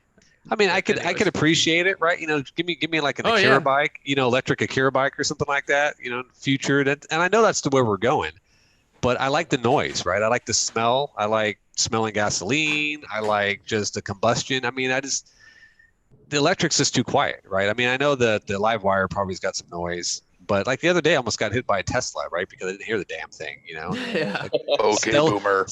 stealth car going down the street, you know? Yeah. But no, yeah, I mean, and that's the thing. I mean, I know we're all going electric eventually, but I don't know. I just like the explosion nature of a combustion engine. Oh The yeah. live wire does have Gotta its hear the pipes. And pipes. Gotta have live wire pipes. though. If you haven't heard of live wire, They're not as quiet as people think. Yeah, it is. yeah. they're cool sounding. Like it's like. Well, somebody, whoever was on was saying it sounded like a F-16. I think it was does. 333. Yes, Yeah. It does have a zzz to it, but Mhm. I don't know. Doesn't have the vroom vroom. No. Yeah. I mean, you obviously can't you can't replace like combustion. Like the feeling that you get out of a combustion engine is very unique. Especially that. I mean, I think that's what makes Harley is that the experience that you get out of. Like each bike has its own personality. The engine has its own personality. Riding a Shovelhead, a Nevo, or a Twin Cam, you're never going to get the same feeling out of the three, even if they were on the same frame. It's just, I think that's what makes Harley. And I think as long as those are around, I think Harley will continue to be Harley. But in the meantime, they do have to expand their market if they want to stay afloat. They've been around for 116 years, so obviously they know how to stay afloat. So I think this is their way of doing it, and I can appreciate it. I mean, I do like other motorcycles other than Harleys, but my preference obviously lays with Harley Davidson. Well, you know, being myself in the management field, it's like the certain level of management when you're talking about CEOs of companies. I mean, they're thinking 20, 30, 40 years out, right? Oh, yeah, absolutely. They have long-term plans, right? So they know where they need to go, and they know what's going to be coming down the road. You know, us, that's kind of like, hey, I like my coal-powered engine. Yeah. We're so in the moment that, it's like, it's great. You can enjoy the moment, but yeah. I like smelling gasoline. Mm-hmm. I like my carburetor. I don't like fuel injection. I think Harley could really jump ahead of everyone and make the first hydrogen bike. That'd be pretty dope. If someone was I was having this conversation with one of the sales guys at one of our shops. He was saying that, man, I was like, that'd be pretty cool if our touring models were actually kind of there was a hybrid model, because then you would just basically double your range on one tank of gas. That would be pretty sick. That'd be pretty cool. I was like, I wouldn't be surprised if that actually happened. I don't know how that would work out, but man, if you think about you doing iron butts, oh man, that would be a breeze. Damn. Totally would. You got all the torque and the range. And the range, yeah, that's all you need right there. They could do you already have the torque with the EMA. That just makes it that much better with an electric motor. They could do that like what they did with the Fisker. I don't know if you guys know ever heard of a Fisker. Oh, yeah. Fisker car. But sounds painful. But no, it's a Fisker, and no, I know what it is. Yeah, they got the gas powered engine that puts power to the batteries, basically making it unlimited range until you run out of that fuel, or until you blow up, which is Fisker's case. Yeah, don't smoke a cigarette. But that's pretty cool though. But I mean, like something like that would be fun, Oh yeah, that'd be cool as hell. I mean, I'm not that kind of person that's really stuck in the past like most, I guess, baby boomer era bikers are. I mean, I'm being very baby specific. boomers. I'm being very specific with that, because like I talked to one of the guys at the Harley dealership, and I'm like, for Harley to succeed, and they're doing the right thing with like the new, I'm not really a fan of the fucking name Bronx, and the Pan America. They're a Street Fighter bike. Yeah, they should have kept it Street Fighter, but what I think they're going the right way with that, but Harley has to step forward and get out of their comfort zone, because most people that are that age aren't going to be buying another bike, and I mean, the fact that they came out with a CVO Trek just kind of shows you where most of the people are spending what age group is spending their money on. So they obviously like definitely profiting off of that, but they definitely have to cater into the new market. So I mean, and I'm excited for the friggin' Bronx, because it's, I had a lot of people tell me, oh, there's nothing about, with Buell to do with that bike. And I'm like, Harley has never made a sport bike ever. No, it's always been and Buell was the brand they had that was related to them. Mm-hmm. So for them to bring out a sport bike, you can't tell me that there's no Buell engineering going into that. That's not going into that bike at all. Yeah. Like, Yeah, that's true. I think so. So quick little short story. So the people next door that I work at, Texas Hot Rides, they let me borrow all these cool cars and whatever to start making reviews with them. But like those guys, these are people that and I'm pretty sure like most people would agree with me. People that ride like sport bikes are going to be into supercars. People that are into muscle cars are going to be into Harleys. That's just kind of like the average, I feel like. So needless to say, people that work at Texas Hot Rides, they deal with a lot of supercars. They all rode sport bikes growing up. They all rode dirt bikes, but Harleys are like a big no-no. So I got one of their main sales guy to ride the live wire, and after that I was like, man, I can't believe I have this on video, and it will come out soon at some point. But he's like, man, I can't believe I'm riding a Harley and actually like liking it. I just can't believe it. So that turned into like I rode a street rod over, and he's like, that doesn't look like a Harley. Well, it is a Harley, and that conversation turned into, maybe I should test ride a bagger because I do want to go a long distance, and I think that would be a good motorcycle. So I think Harley just, or at least in my experience with that experience, was like this guy went from like hating Harley Davidson to like, actually, maybe I should buy a bagger, which is like a far cry from what he rides every day, which is either a BMW 1000, RR or a Grom, to now like maybe I will get a bagger. So I definitely think that Harley, which is that's a far cry. I got Gromroids. Yeah, I really do wish Harley did come up with their own version of Grom. I think that'd be pretty sick. That would be freaking hilarious. Like a B-Twin Grom or something like that. That'd be pretty awesome. Iron Cross. Have you ever ridden a Grom before? I have not ridden a Grom. Okay, You when should. you should. You absolutely. I did do a video called Gromroids, though. You should watch it. It's pretty fun. But when you get on a Grom, you remember those old pictures of the dude wearing the fucking penguin suit and the big ass wheel bicycle? Yeah. You feel like that. You should be wearing a top hat, and it's freaking awesome. Like, it is such a fun experience. It's a blast, yeah. And you feel it, and people, you can have so much fun while going down the road because people look at you like you're not serious, and you are. And like the downtown area that I work, it's like sometimes I see him driving around, and I'm just like, yeah. And he's just, they got the helmet on. They're serious. They're riding a little Grom around downtown. Dude, when I did it, I was wearing my cut from my club. I was wearing my helmet. There you go. All the Harley biker stuff. And like the people looked over at me and were like, "Is this guy fucking serious?" And I just like looked over and I was like, the look from the old dude in that car was just like the world's lost its mind. JT Hickman's in the chat. He says, I couldn't get on a Grom. I'd look like the fat dudes from the old Guinness Book of World Records. Dude, there's like legit, like this dude is way over 6 foot that works with us. And anytime he rides anything but a bagger, he just makes that thing look like anyone riding a Grom. Like a 50 cc. Dude, I wish you could see pictures of this dude riding a bagger. He makes baggers look really small. One of my friends is 6'6.5", and he absolutely loves his Sportster. So when Sportsters are pretty dope, man. No. It's not the fact that he loves his Sportster. He's so big and he's like 6'6" on there, and he makes the freaking forward controls look like mids. That's funny. So, guys, I'm gonna go ahead and cut out. Appreciate you having. Go for it, man. See you, Austin. Who needs to cut out. Yeah, Austin, thanks for being here, brother. We appreciate you, man. Thank you. I think I'm gonna go get my hoe on. Go get your hoe on. Glad you're here. I'm good. But you need to jump off. This is like the after party, so this is like the extracurriculars, man. Oh yeah. We'll see you guys all later. It was a joy. Take it easy, man. Get your hoe on, brother. See you, man. Good Yep. talk to you. Bye. I'll see you next week sometime, man. Let me know when me, you, and Dick can go grab some lunch or something. Oh, definitely, man. For sure. Cool. All right. Bye. Later. Bye. Is anyone familiar with Gas Monkey Garage? I'm pretty sure like most people are.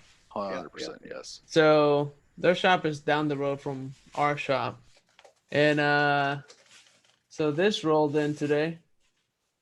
That's Richard Rawlings' bike, which is it's been in a couple of times, but every bike that we've ever gotten from them, it's been like absolute trash. Oh, no way. Yeah. Okay, so why are they sending bikes to you guys? Because they don't work on bikes. They're not very good at it either. I thought the only one that could actually do it was Aaron, and he left. Yeah. Yeah, pretty much. So that bike that I just showed you guys, like I remember seeing that like on some like one of the earlier episodes. And I see that bike, and I was like, man, is that Richard Rawlings' bike? Oh yeah, that has every single like cheesy aftermarket bolt on that you can possibly think of. And the tech that worked on it is like, this thing handles like crap. Like, and ever since then, I was like, that sucks. And then a new bike that they built for like some raffle came in, and another tech worked on it. I was like, dude, this bike is a piece of crap. I was like, I can't believe it, dude. That's so it's all just marketing and logo for them. It seems like. Yeah, pretty much. That's At least that's that's what I saw with they bring their bikes all the time in. Richard Rawlings has a couple of Harleys that he brings in, and they get serviced at our dealership, which is kind of like I'm surprised that your shop doesn't do just a simple oil change. They're bringing it over to our shop. But anyways, at the least you would think. Yeah, you would think, but they don't. So it's that chopper mentality. Even though the bike is supposed to be like a modern thing, it's like, oh, it rides like shit, but it looks cool. Oh yeah, no, totally. Blacktop, do you do any of the work on your bike? Yeah, I try to do as much as I can. Some of the stuff I just don't have the tools for. Like, I can't change my own tire. I could if I had enough stuff to do it, but some of that stuff I'm just like, I'm a busy guy, so it's right. I'm kind of to that point where if it's going to take me more than 2 or 3 days to do it, I'll just pay somebody to do it because I don't have the time. I think a lot of people don't realize how much like knowledge and effort it takes to do a couple of things. Because I have technicians that then they're my friends, and I do a lot of my own work, and they kind of help me out. And there's little things like torque specs and stuff like that people don't think about that. Eventually you end up stripping something or breaking something. I've definitely stripped a couple things in my primary in the past, and I'm just kind of like, if I didn't have someone else kind of guiding me through, I'm sure I basically would have turned my $3,000 motorcycle into a $5,000 project. And I don't know how old you guys are, but I'm 41 now, so I'm getting real fucking lazy. Sorry, Deez, I didn't mean to say. It's okay. No, man, this is no holds barred over here. Shots fired. I hear you, Dave. But you know what? The other thing too is as you get older, hopefully, people are in a position where when you were young, you had more time on your hands than you had money. Yeah, totally. So you could work on that. And hopefully as you get older, the tables start turning a little bit where you say, you know what, I would pay extra to save time. Mm-hmm. Yeah. Yeah, especially like like I said, I'm a busy dude, so it's worth it to me. But you get a lot of so I did a video last year. I took my bike to the dealer. My odometer, it was way off from my dad's. So I thought, well, I'll take it up. I needed a tire, and I'll take it up, have him check out my odometer. And I got so much crap in the comment section for taking my bike to the dealer. And I'm just like, I don't know what to do with the odometer. Sorry. So you gotta deal with it a little bit in the comments, but whatever. Yeah, I mean, not everybody has the time or the besides the know-how. I mean, who can get in there, start jacking with the bike, and running the risk of having to get it taken to a dealership anyway? Well, yeah, and I'm an hour away from my dealer, so like if I screw something up, which and I don't have a trailer or anything to load it on to take it up there, so I'm fortunate. I do have a local guy that would probably help fix it, but yeah. I'm going to do my own primary stuff here this winter. I need to do my 30K, so I'm going to do all that myself, but hopefully I won't screw anything up. Yeah. And I mean, most of us, that's not our full-time job. We're not technicians full-time. So like people can't expect us to just do that kind of work and do it, quickly. No. I mean, we all have it's unrealistic stuff. You got stuff to do, man. And we don't pay for all these specialty tools either, which technicians have to buy those themselves most of the time. So you're not gonna buy a specialty tool that you use every 25,000 miles and only use it, three times in your lifetime. Like that's just a waste of money. Yeah. Well, that's like the cam removal tool you need for Harleys. It's like it costs more to get the tool than it is just to pay a dealership. Get it done. Yep. Do it. No joke. Yeah. It's crazy. going back to what you were talking about, Diesel, what's like we're on a live, well, I guess we're live, but yeah, we're still live. It's all right. Oh, it's still live. With your helmet review, like what's some of the roadblocks you're hitting? I mean, well, dude, to tell you the truth, the main roadblock I'm hitting is the lighting. And I know it sounds so stupid, but I try to film as much as I can outdoors because that's the best lighting I'm going to get. When I'm inside, if I'm at my home office, you know, the room that I use as an office, the lighting in there sucks. Here at the hotel, I'm out here in Orlando, Florida. I brought my helmet with me. I recorded the damn video 3 different times, dude, and I don't like it. It sucks. I'm like in the room, I'm trying to get lighting. I brought a light. You know, I just can't get it done. So that's one piece of it. The other one is this helmet. I want to talk about the helmet, the construction of it, all that stuff. It also has the Bluetooth built into it. So that's a whole different piece. So now I'm like, look. Is that the Senna helmet? Yeah, it's the Senna one. It's the Harley Davidson version called the Boom Audio 2. Yeah, no, I've seen it. I was wondering if that was the one they were talking about. They're cool. They're cool. Senna makes the exact same one for $100 less. The only difference is the Harley logo says, right. That's it. Yep. That's it. But it's a great helmet. And what I love most about it is the fit and zero buffeting whatsoever when you're on the road. That's awesome. Zero. So it's I think Cena right now is selling it for about $404, and the Harley dealership has them for like $550. At your dealership? Well, the dealership that I bought mine at, yeah. Which dealership do you usually go to? Just out of curiosity. The one that I go to is called Caliente Harley Davidson in Okay. San Antonio. Is Javelina near you? Javelina is not far from me. It's in the hill country in Bernie, Texas. Gotcha. It's about a 30-minute ride. Caliente. I saw the bike tug guy that works at Javelina. I don't know if he's still there, but yeah, man. I mean, they have a great shop out there. And Caliente actually got voted as the nation's best dealership. That's pretty year. awesome. They won that award, and it was given to them by Harley. So that was. Is that a platinum award? Yeah. Yeah. They had a big celebration, but that's what's tripping me up about the review, man. I think what you're missing is it's one of those things where it's easy to overthink like a helmet, but most of the time, people like Blacktop said, is you got a 6 to 8 minutes, and I think with a product review, I think 6 to 8 minutes is good for a video, and that's just if you're doing the helmet itself. You know, you get out the main points, then break them down. And that's what I ran into with this helmet is like, you want to make it perfect. And like perfection seems to be the curse of wanting to make content that's quality. Yeah. And sometimes people just like that, you know, here it is kind of thing. Like my top viewed video I've ever made was my first video ever made. It's got 6.1 thousand views. And it's on my iPhone. It's 2.5 minutes long of me just being like, this is what the mufflers sound like and revving it. And it sounds like garbage, it looks like garbage, but it's got 6,000 views because it's 3 minutes. And I think that's where you can succeed at is you have a good helmet. You know, most people like, I know you want to break down like, oh, is it oval? Is it round? Is it, you know, the construction? I think those are fiberglass, if I remember correctly. Yeah. Composite, right? Fiberglass composite, yeah. And it's like, to the everyday person that's buying that helmet, you know, the downside of being a YouTuber and making good content is people, like we've talked about, people are not, I don't want to say, I'm not going to say it out loud, but you can make your assumptions on that one. Yeah.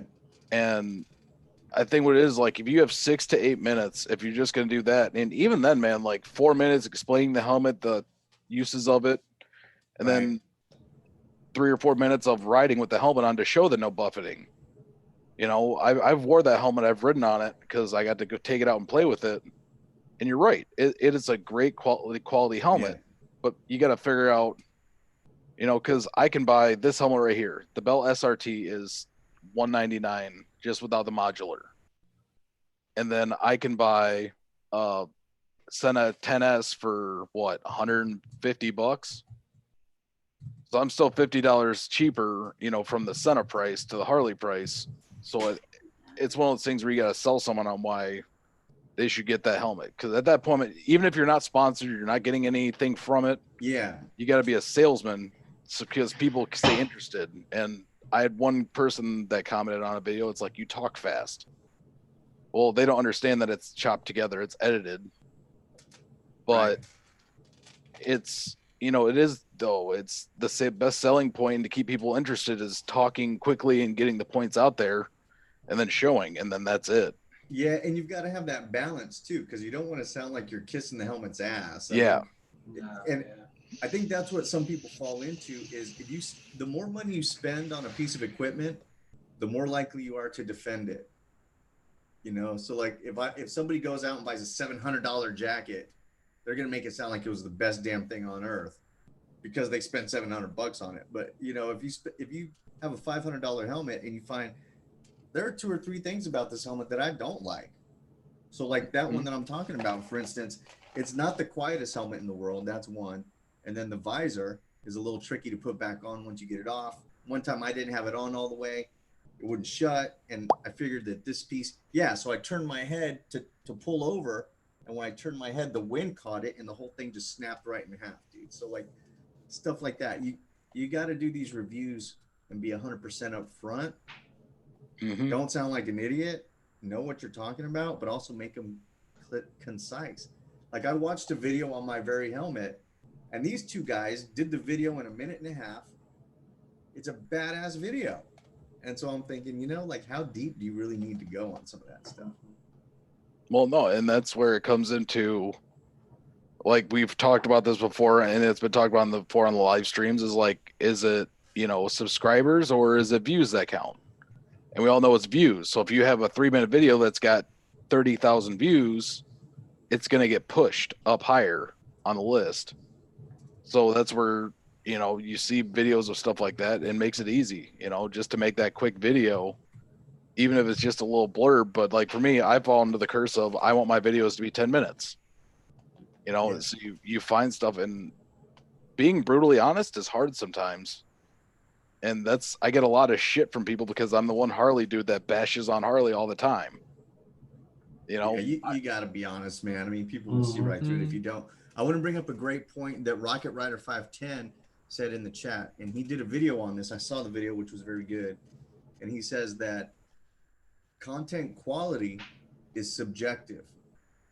It's the quantity that you can actually measure. So you want to keep putting out videos. Because as you said earlier, Mick, as content creators, we can overanalyze and try to be perfectionist and never get that video out. But if a video on a scale of 1 to 10, if I think this video is sitting at a 5, I might put it out and somebody thinks it's a 7. So like what you might think it's good, I might think it's crap. You got to keep putting them out, man. I love what you said, Blacktop. You and I had some texts earlier this week, and we were talking about that. You kind of referenced or touched on that rhythm and having that rhythm of getting things out. And sometimes you're going to feel like it's a 10. Sometimes you're not. But it is important to get that stuff out. Yeah, Mike. Rocket Rider says, just send it. That's right. Yeah, it's true.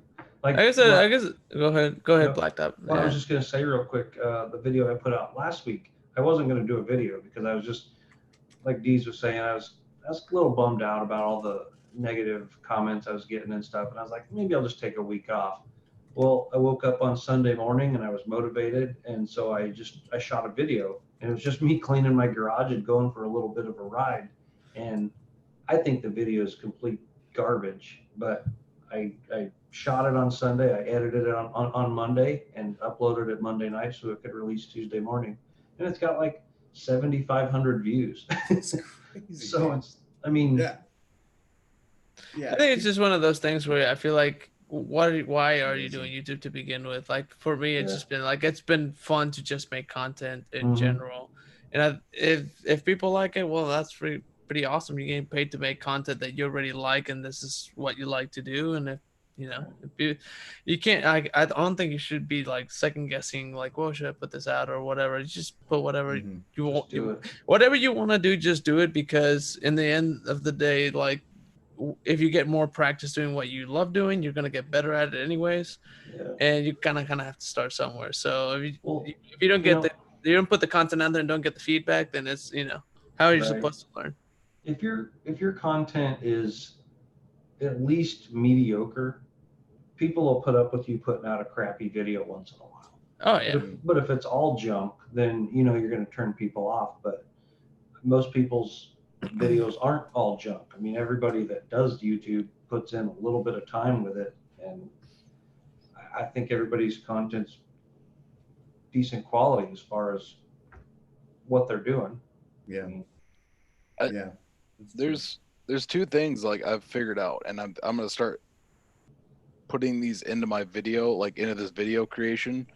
And it's one thing, like Blacktop said, he put out a video he thought was shit, but it's 7,500 views. And I've been watching a lot of YouTubers. My fiance watches all these daily vloggers and all this kind of stuff. So by happenstance, I ended up watching them too. And I think what I'm gonna start doing, and I think this is something like as moto vloggers we can do to like really help grow the kind of content we make and not limit us just to like, oh, I'm on my motorcycle. But is kind of filming a video over a couple days and like including that in jumping days, like, oh, it's Monday, it's Tuesday, it's Wednesday, like jumping those days. So it's kind of interesting where it's like not just that certain time you're riding, but also integrating like what large YouTubers do. Like, I mean, don't get me wrong, there are large moto vloggers, but there's people that are way bigger that just do, here's me, this is what my day's like. Yeah. And I think that's something that we can integrate is, not only just riding and talking about bikes, but like, hey, this is what I'm doing today. Yeah. No, man, I know exactly what you're talking about. I think that those views and those videos snowball after a while. For some people, it takes time. For some people, it doesn't. But, once you have so many videos out, like I was saying the other day, I got to talk to the guys at Five Dirty Bikers, and I see that D-Cycle, by the way, was in the chat. I think he still might be. If you guys haven't seen or listened to the podcast, Five Dirty Bikers, it's pretty dang cool. But we were saying that, after you put out so many videos, you can look at your analytics and you can see in real time, almost any hour of the day, that some people are watching your videos. And you don't know if it's your most recent video or it could have been, just 5 people watching 5 different videos. But that's the power of just staying on that schedule or, putting it out like Blacktop's talking about. And Blacktop, how long have you been doing YouTube? I've kind of you put say up 6 months, I'm going to throw away my computer. I've been doing weekly stuff since May. Okay. But I started vlogging in October of 18. Okay. So, a little over a year. Yeah. But and good growth, man. It's been good growth. And I think part of it's luck, but I think part of it is I kind of do a lot of vlogging, and I feel like I'm not dogging on anybody that does solid moto vlogging, but unless you're pretty spastic, moto vlogging can get very boring very quick for the viewer. So that's why every time I do a moto vlog, I put that video out whenever it was, and as soon as my moto vlog started, it just took a nosedive. People quit watching it. It was like a 10-minute video, and I started moto vlogging at like 4 minutes, and it just nosedived right there. Which I'm not a great moto vlogger, so that's part of it. I'm pretty monotone, and I'm not a good vlogger, period. But I definitely don't do very good moto vlogs, so it gets kind of boring for people. So I try not to do them. So that video, was it all just first-person view riding?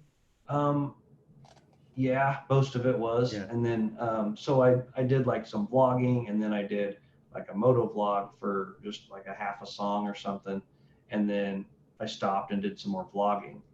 And most people didn't see the end of the video where I was doing more vlogging, but it's just something I've noticed over the course of me doing weekly videos, what does good and what doesn't. And I try to do my own thing regardless, but I still try to keep the viewers entertained because I want them to keep coming back. You know, if you have a good video, like my Hate Sturgis video, that did really well. And then I started getting a lot of traffic on my older videos. I was getting a lot of people commenting on those. And like you were saying, Deez, is snowballing. And so I got a lot of traffic on my older videos because people were like, well, who's this guy? And you know, who's this girl? And they kind of go through my channel and look at my stuff, and then they find my bikini bike wash video, and then they leave. That's a classic video, dude. You know, I showed my wife that video. Oh, She geez. laughed her ass off. That was fun. That was great. But I think that's it, man. It takes some patience. It does. You know, we see other guys like John Maxwell, who called in earlier. You know, badass dude, real down to earth guy. I don't even think he's been doing it very long, but he's one of these guys who, you know, obviously has expertise. Bam, he's out there in the front. But you know, he's also, you know, one that a lot of people look at. And even if you're a newer moto vlogger, you're going to see these guys and maybe not realize how much work they're putting in. You think it's easy. You think you should be going faster, and it can be discouraging. So I think that all those words just to say there's a lot of patience involved. You know? Yeah, there really is. You just gotta deal with it. Yeah. And because if you're not having fun doing it, if you're not having fun making videos for 8 people to watch, you're not going to have fun making videos for 100,000 people to watch. Yep. I mean, there's some guys that I watch now who've been doing it longer, and you know, some of their videos have 100 views. Some of their videos, I look at them a week or two after they released them, it's got like 56 views, but they're good videos. Yeah. You know? Yeah. So it's like, man, you just got to stay in the game, and sometime down the line, it happens at its own time. YouTube will pick them up eventually. I think Deez kind of, you inspired me to do what it was hard because like I've been exhausting myself because I have all these Michigan related, Harley related pages, and it's like I'd put up a video and then like, oh, I'm gonna post it on all these things, and you know, I'm not going out like now I select the ones I want to put it on because I know people like will talk and create conversation, all that. But it's like I'm not doing it because it's like right now I think I'm at like 583 subscribers, and in 7 months I've developed 583 subscribers. But if I post a video without posting it anywhere, you know, I'll get 100 views. So that's why now I'm more focusing on getting that 583 views from the people that are subscribed to my channel than I am worried about building my channel. And I figured out that building your channel will probably come with that, but it's like putting in all that legwork. It gets really exhausting. Like and I think that's a trap a lot of people fall into. And, you know, I've even done it. And recently it's like, you want to post it everywhere to get people to watch it. And it's like, it's more discouraging when you post a video and you post it everywhere and it gets 100 views than it is if you post it and you get 100 views without posting it anywhere. I gotcha. Yeah. Because when you look at it, like I've got an audience of 500,000 people, and I get 100 views, and then if I post it to my 583 subscribers only, and I get 100 views, I'm like, well, you know, I got 100 out of the 583 versus I've got 100 out of 500,000. Yeah. I'm no expert, but subscriber count, it's nice to look at. It's fun to look at, but only about 20% of my subscribers watch my videos. So, and I think 10% is like kind of normal. So I guess I'm on the high end of that because I'm a small channel probably, but a lot of people, we touched on this on the Facebook group this last week or something. You know, if you do giveaways, so let's say you have 100 subscribers and you're going to do a 100 subscriber giveaway, and you get all these subscribers. And then at 200, you do the same thing. So you get a whole bunch more. They're not on your channel to watch your videos. They're on there to get free shit. Yeah. So I think giveaways, this is just my opinion, but I think giveaways are good once you get to a certain point, because you already have that following and it'll kind of snowball extra. But I think when smaller channels do giveaways, it creates a false sense of development. Yeah. So they're like, oh, I have 500 subscribers, but none of them are watching. And I don't know if you've done giveaways, and I'm not trying to call you out if you have. It's just something I've noticed that people are saying, well, I'm only getting this many views. I think that's why, and I don't know that for a fact. I'm just speculating, but I think, and people do it with Instagram too. Oh, we're going to do a giveaway. You see it all the time with companies and stuff. Follow this Ciro and John, and they'll do that. So you follow Ciro, and then that's how Ciro. They're just getting followers. Yeah.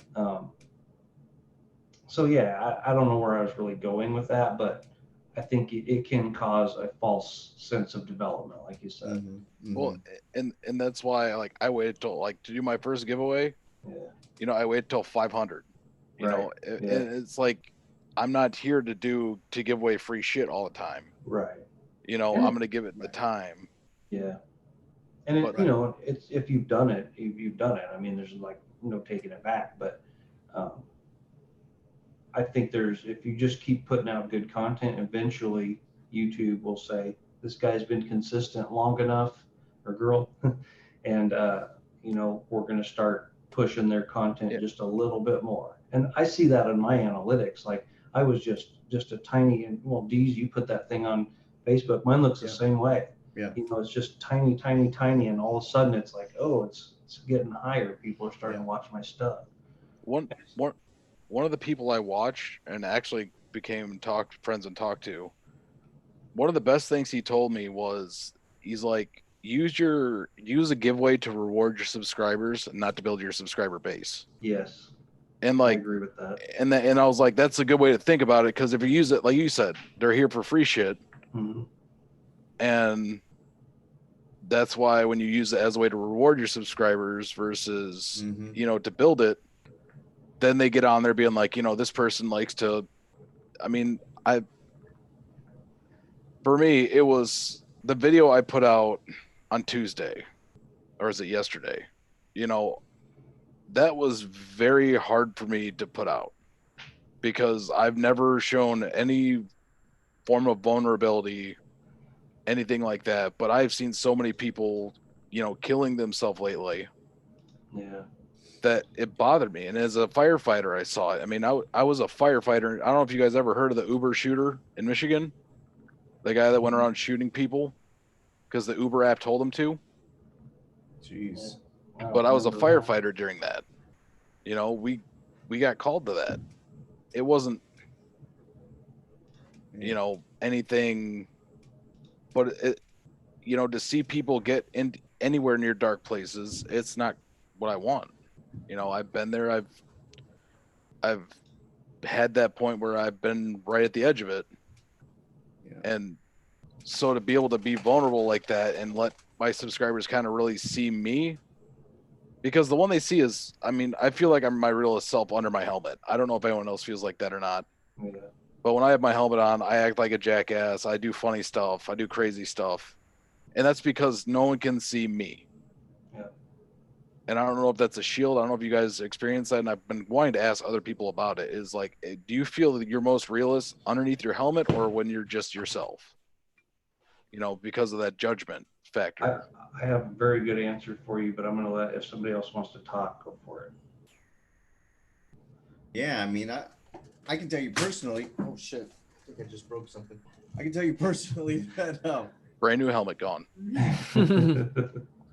For me, and I might be a little bit older actually than some folks out there, and so I think that I've been able to come to grips with what would have been my insecurities when I was younger, and so now I'm at a point where it's like, I've been made fun of for a lot of different reasons throughout my whole life anyway. Sometimes I laughed about it too, and sometimes it was just stuff that would continually play on me. But once you at some point you just say, you know what, screw it. So Hey, I know that when I do a video, sometimes people are gonna think, "Geez, this guy's full of himself, or he's full of crap, or that's kind of stupid." But yeah, who cares? Or he talks too much, or he talks too fast. So what? I mean, it doesn't really matter, I think. But yeah, when I'm in my helmet, I don't think that I act differently toward people. I think that I think differently when I'm in there. Because you're just focusing on the road, or you're listening to your music. It's a very calm and chill place where a lot of the things that might be going on at work or at home are not in front of you. You can't think about those things, or you might die on the road. So it like takes your mind off of all that. That's how I feel about it. What were you gonna say, Blacktop? Well, so some of you guys know I used to be in a band, like just a little local band, and my drummer and I both had a little bit of stage fright when we first started, and I'll get to the point here in a second. But we started off, we were big Slipknot fans, and Mushroom Head and stuff. So we'd kind of, and Marilyn Manson, we'd paint our faces up, kind of, and it seemed if we wore a mask or we painted our faces on stage, we were more ourselves on stage and we were more outgoing. And it just kind of hides your own persona, I guess. Mm-hmm. And eventually, the more shows we played and the more popular we got, the more people we played to, the makeup eventually came off, the mask came off, and it was just us up there. And we were that same person that had the makeup on, but we were now doing it with our face out there. Mm-hmm. And I feel like it's the same way on video. It's if you have your helmet on, you're a little bit masked and you're a little bit comforted, I guess. And so it does allow you to be a little more yourself. But in time, that'll go away, and you will be able to be on camera and still be yourself and not be super awkward. I haven't got to that point yet, but it's getting there, So something I was thinking about when you were saying that, because it did help a lot, and the helmet's the same way. Yeah. What do you think, Legnuts? Man, so for me, I feel like I had a little bit of a different experience because I started doing videos for customers when I was in the sales department.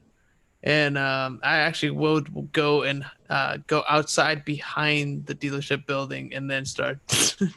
And then I would record myself because I was like, I'm kind of shy. Like, people think that I'm super high strung, whatever, but I'm actually like pretty laid back and don't really talk much. But I think I agree in the sense, like, when you don't feel like you're definitely giving like the first impression as yourself, but there's like some kind of like buffer between you and the person watching the video, definitely like makes you a little bit more comfortable, I think, to say what you think you want to say, or to be yourself. And I guess I think it's just kind of that first impression kind of thing. You just don't know what people are going to think of you when they first hear you or see you. And I was talking to one of my friends that's a technician. He was like, man, what would be really cool if you did these videos inside and actually got people involved and you were around people while doing this. And I've been doing those videos for almost 2 years. And there's days that I'm just like, it still feels awkward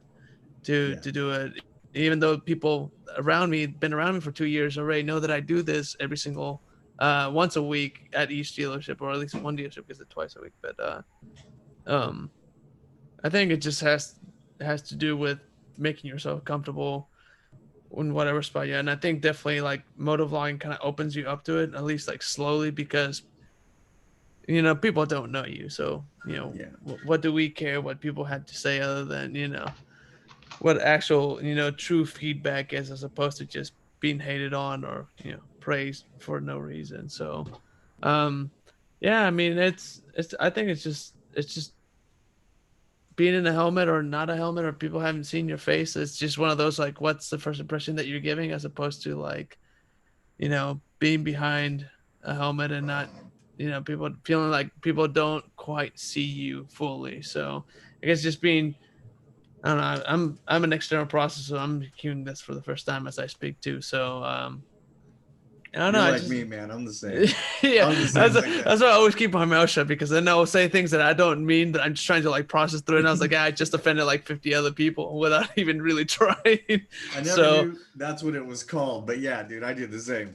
Yeah, I mean, that's, someone was telling me about that. I think actually it was my wife that told me, I was like, you really need to talk that stuff out. It seems like once you talk it out, you realize what you're really trying to say. It's like, yeah, that sounds about right. So, but yeah, no, I guess what I think is just basically, I think that idea of being vulnerable, as Mick was saying.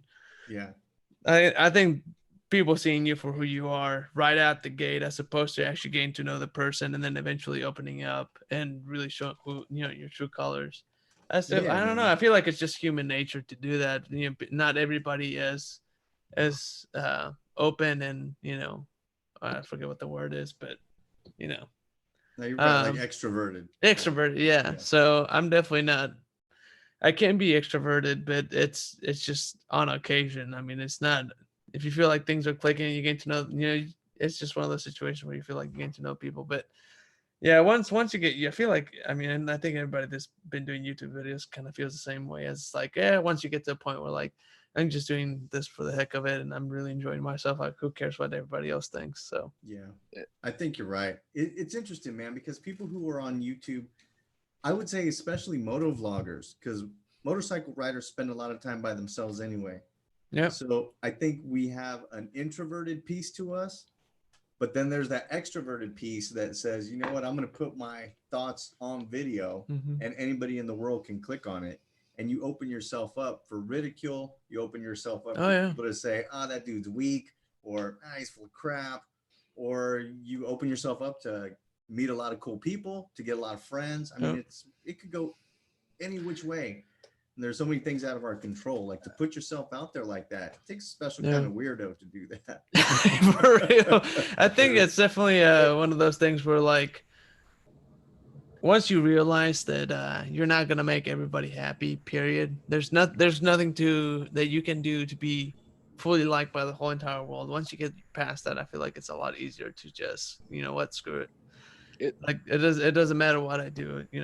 If you're gonna try to make it on YouTube, either you're trying to look, to make money or whatever, or you're just doing it for the heck of it. It's like, you already know that people are gonna hate you no matter what. Even if you're the most charitable person, nicest person in the world, there's some person that just hates charitable, nice people. So it's just how it is. Yeah, I've even seen Adam get hate comments about. Oh yeah, all the time. Charity stuff. Yeah, it's so weird. I've gotten hate because, like, I don't know about any of you guys, but it's not a secret that I ride with a club, and it's one of the oldest motorcycle clubs in the United States. It started in 1926. Which club is that again? Is that Boost Fighters? Red Wing Motorcycle Club. Oh, okay. I was gonna guess Boost Fighter. Red Wing. All right, cool. Yeah, we're one of the oldest clubs in the U.S. And just having a patch on your back that says MC and then Michigan along the bottom for me, it's automatically people are judging you. If I wasn't wearing my helmet, looking the way I do, like I wear my patch, but I've got, you guys have seen my bright red gloves and my helmet. But I mean, the amount of times I've had parents kind of like, at first they're hesitant when they're like, if they're in a vehicle, right? And there's kids, other people in the vehicle, they're hesitant because they see that patch. But then it's like, I could be a jackass because you can't see my face, and then it's fun. Like, not being an idiot or anything like that, but being like, doing like the kind of stuff, like the little stuff that like it really kind of breaks the tension of like, oh, that's not what I thought about someone that's rides with an MC. And everyone knows because of fucking Sons of Malarkey that MCs are bad people. That's the whole intention of it. And I don't know. Like, it's hard to be, I'm always wearing my patch when I'm riding. So that already kind of sets me back. And like what you guys are talking about with, being extroverted and, people think you're automatically just a bad person. You know, they see that patch and it's like, oh, it's a bad person, but they don't see all the stuff that clubs do for charity. They don't see all the other stuff in their mind. It's just bad people. And that's another thing I get to do with my videos is let people see that people that are in motorcycle clubs aren't what you thought they were. Yeah. But it's cool to actually hear it from y'all, like, you know, just the ways around it and the ways of being, you know, being yourself inside your helmet and outside your helmet. Because that's the biggest thing for me is like, I have a terrible fear of dancing in public. Like, I know, you know what you got to do this year, right? Yeah, I know. A lot of dancing on YouTube. On a video. I have a terrible fear of dancing in public. But when I'm on inside my helmet, I'll do the dumbest fucking dances in the world. You know, like I one of the times in one of my videos, it's starting off with, I jump off my motorcycle at a stoplight to go give someone a Spam card. I saw that one. Like legit, yeah, at a light, jump off, go give them the Spam card. By the time I'm even getting back to I couldn't get the Milwaukee 8 in neutral. So I'm like, I got to shut my fucking bike off, shut the bike off, jump off, run around, hand them cards, run back. And by the time I'm doing that, the light's been green for like 3 seconds. So I'm like, I got to do the natural Harley thing and haul ass off. But I like that feeling of being able just to not be afraid of what, like, the judgment. I feel like, I don't know. I've dealt with a lot of it throughout my life, mainly because of my size.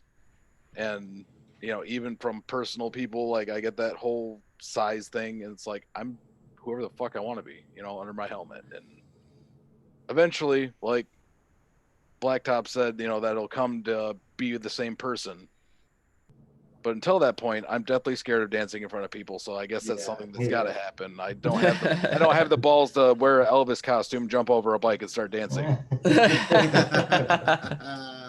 So we'll see. But you know what? That's the great thing about a community like this. People getting together, doing these kind of chats. I mean, I love it, man. When you kind of feel like you're in the room with people that you share similar thoughts, fears, whatever you want to call it. Because like I said, man, what we do is very much an individual thing. I mean, Blacktop, you're fortunate because, I mean, it's you and Lady Devil. Yeah. But even then, it's just the two of you guys kind of cutting your own path, and you deal with the good, you deal with the bad, you deal with the great comments of support, you deal with the hate comments, and it can feel pretty lonely out there, I think, especially for newer creators. You know, anybody, I would say we're all new. Anybody who's in it for less than 2 years is pretty new to it.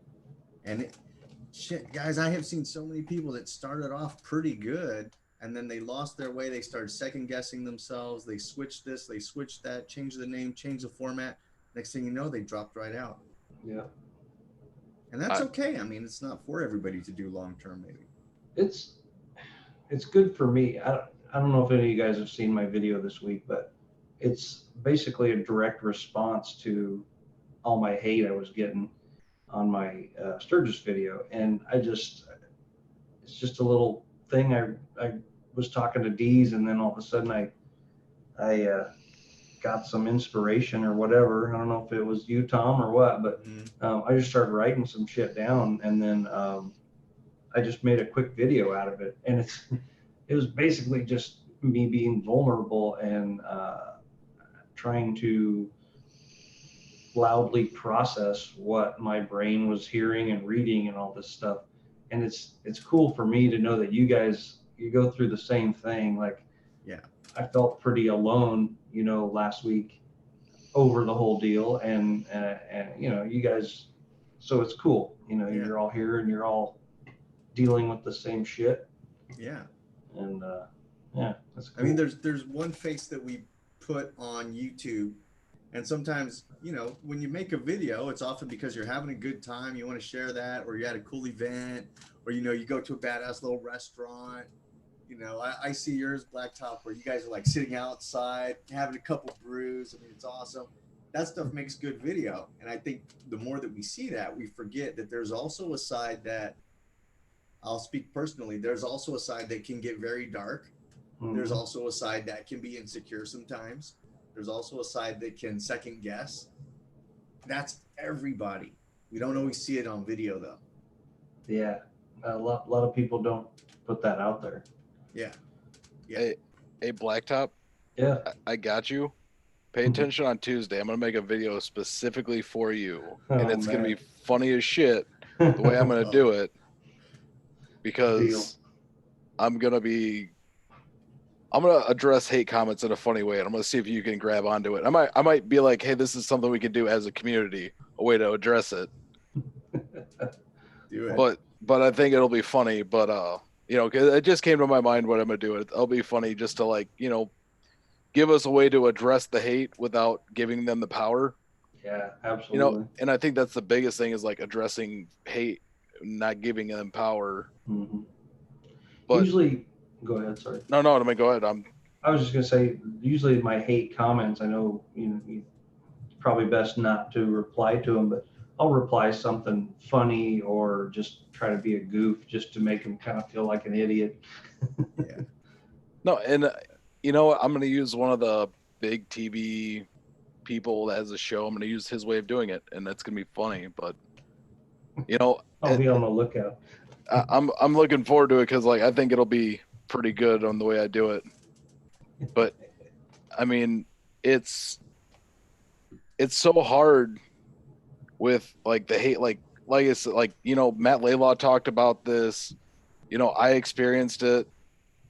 It's like, you put out a video about a bad video, and like people, like you said, people watch like 3 minutes and don't watch the rest. I put out that freaking video about the Challenger, or I put out a few videos about the Challenger, and people wanted to listen to the first 3 minutes of me just bashing the living shit out of that bike, like bashing it. But they didn't pay attention to the point where I'm like, but this is where it's better, and this is why it's better, even though it's it looks, you know, the similarities are there. And it's like, how do you respond to that without being like, you know, watch the rest of the video, dick. Yeah. You know, like you see the two things, like you said, your Sturgis videos. The points you make in them are really good on both sides of it.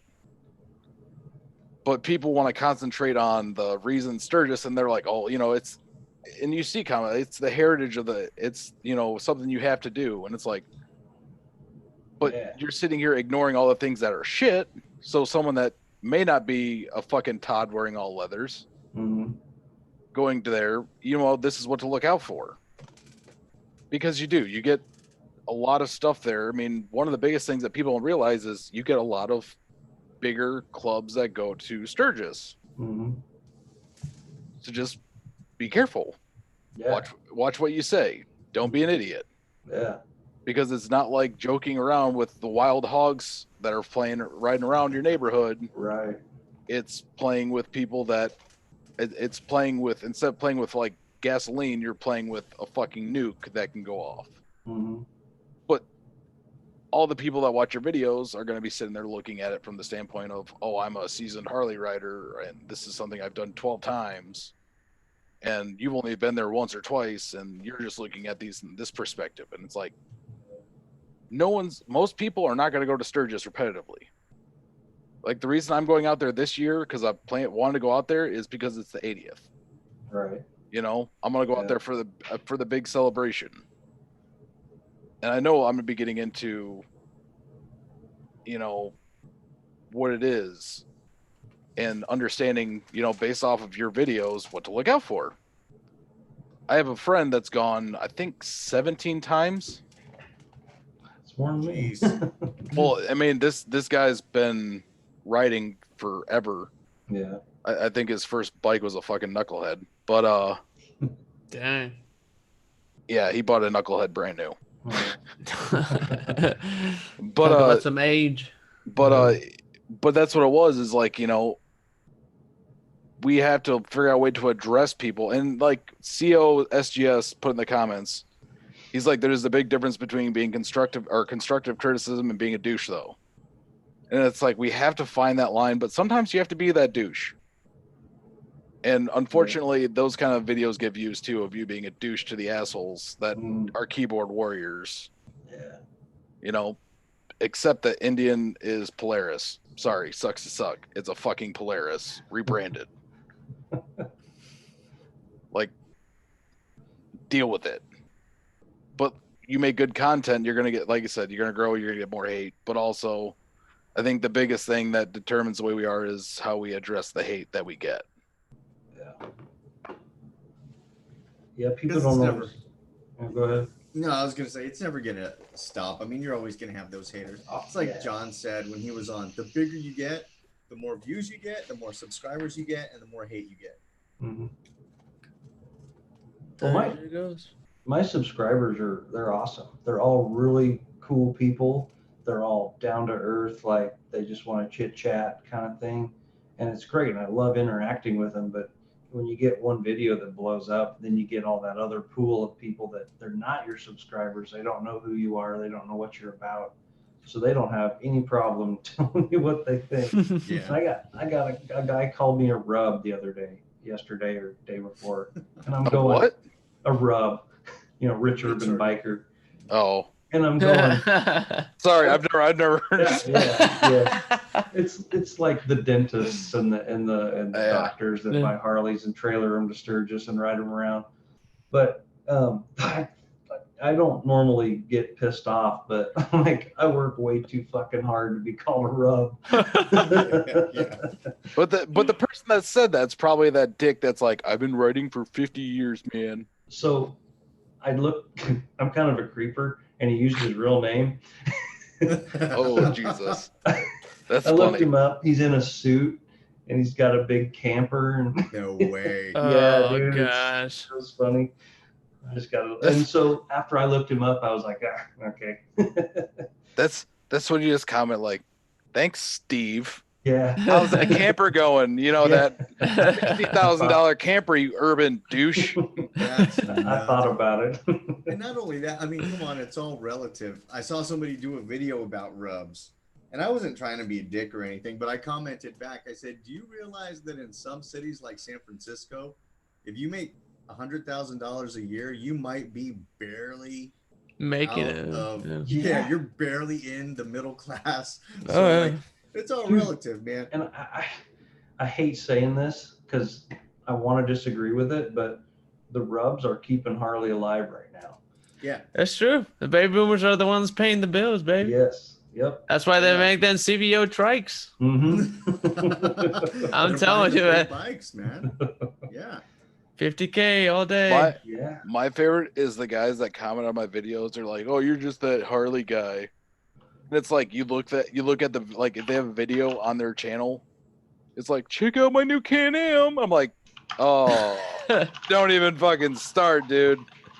Like we all might joke with each other with different brands of motorcycles, but we all understand that Can-Ams and Slingshots are not fucking motorcycles. I think it's always funny that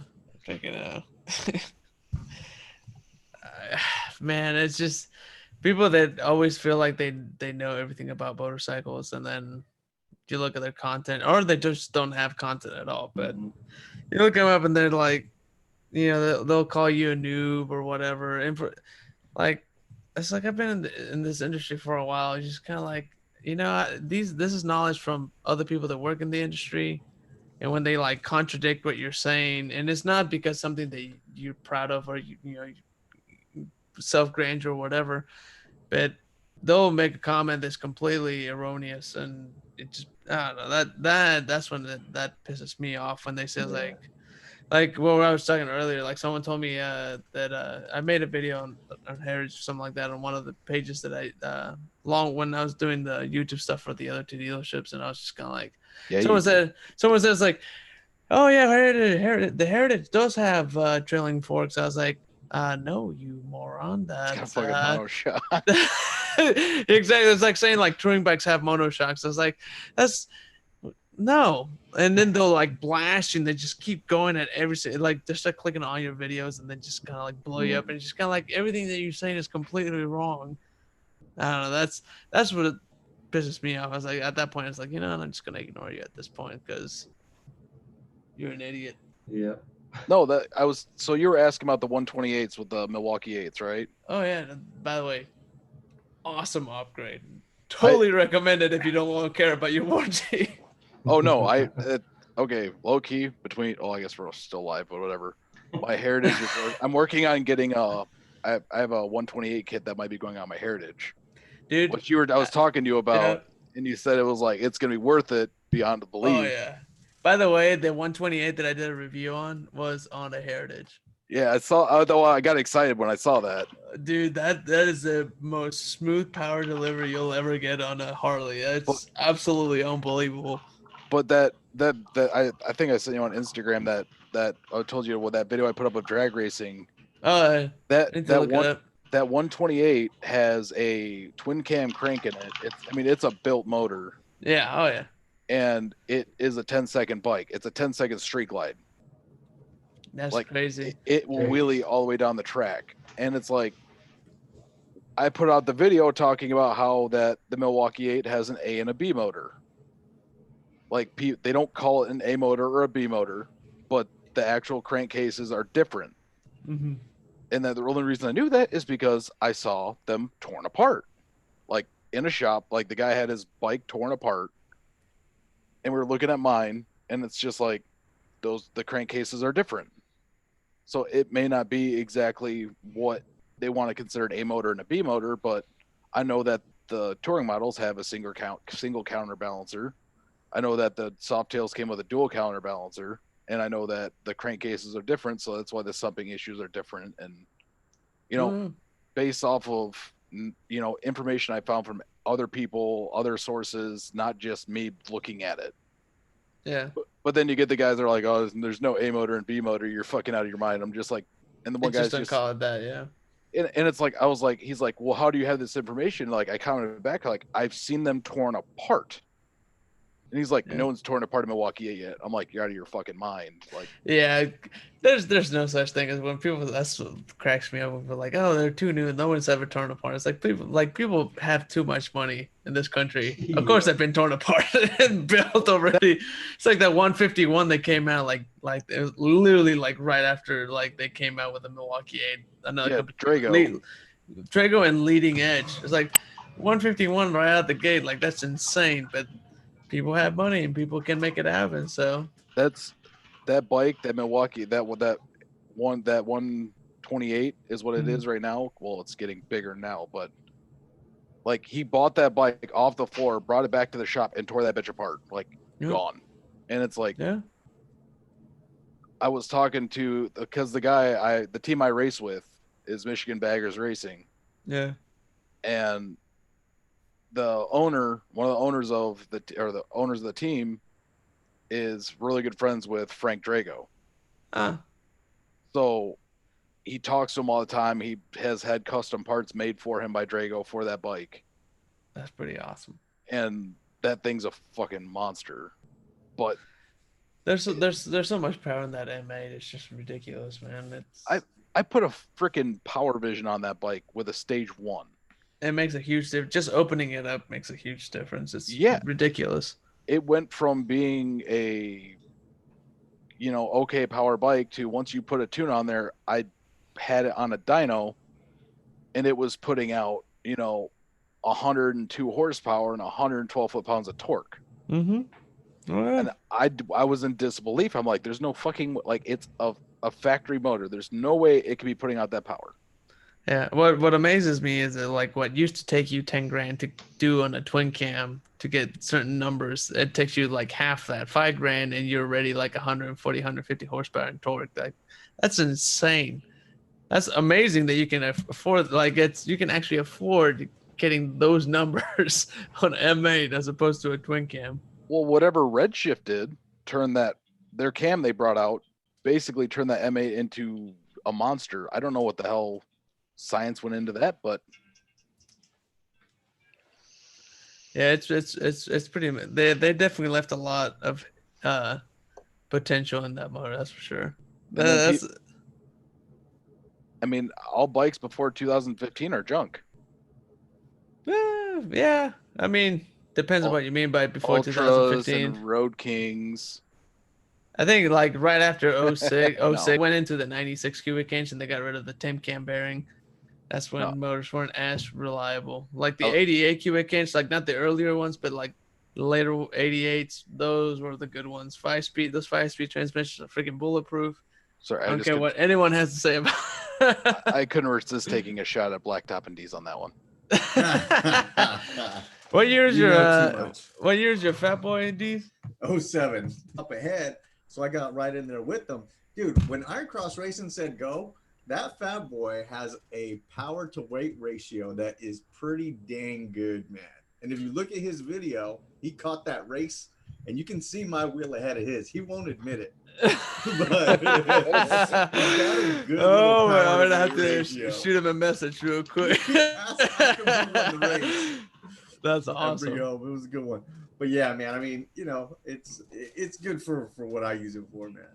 No, By the way, I got the chance. This is completely somewhat unrelated, but I got to drag race the live wire against a heavily modified BMW 1000RR, and that live wire could not keep up. I was very I was bummed. That BMW is like pushing like 250 horsepower, so there's just not a real comparison. But at least I hung in there. I hung in there pretty good. But until you figure out how to turn the safety measures off on that bike, and then it's just ridiculous. I don't know, man. That thing. I mean, it was running on race fuel and whatnot, so there's just no way.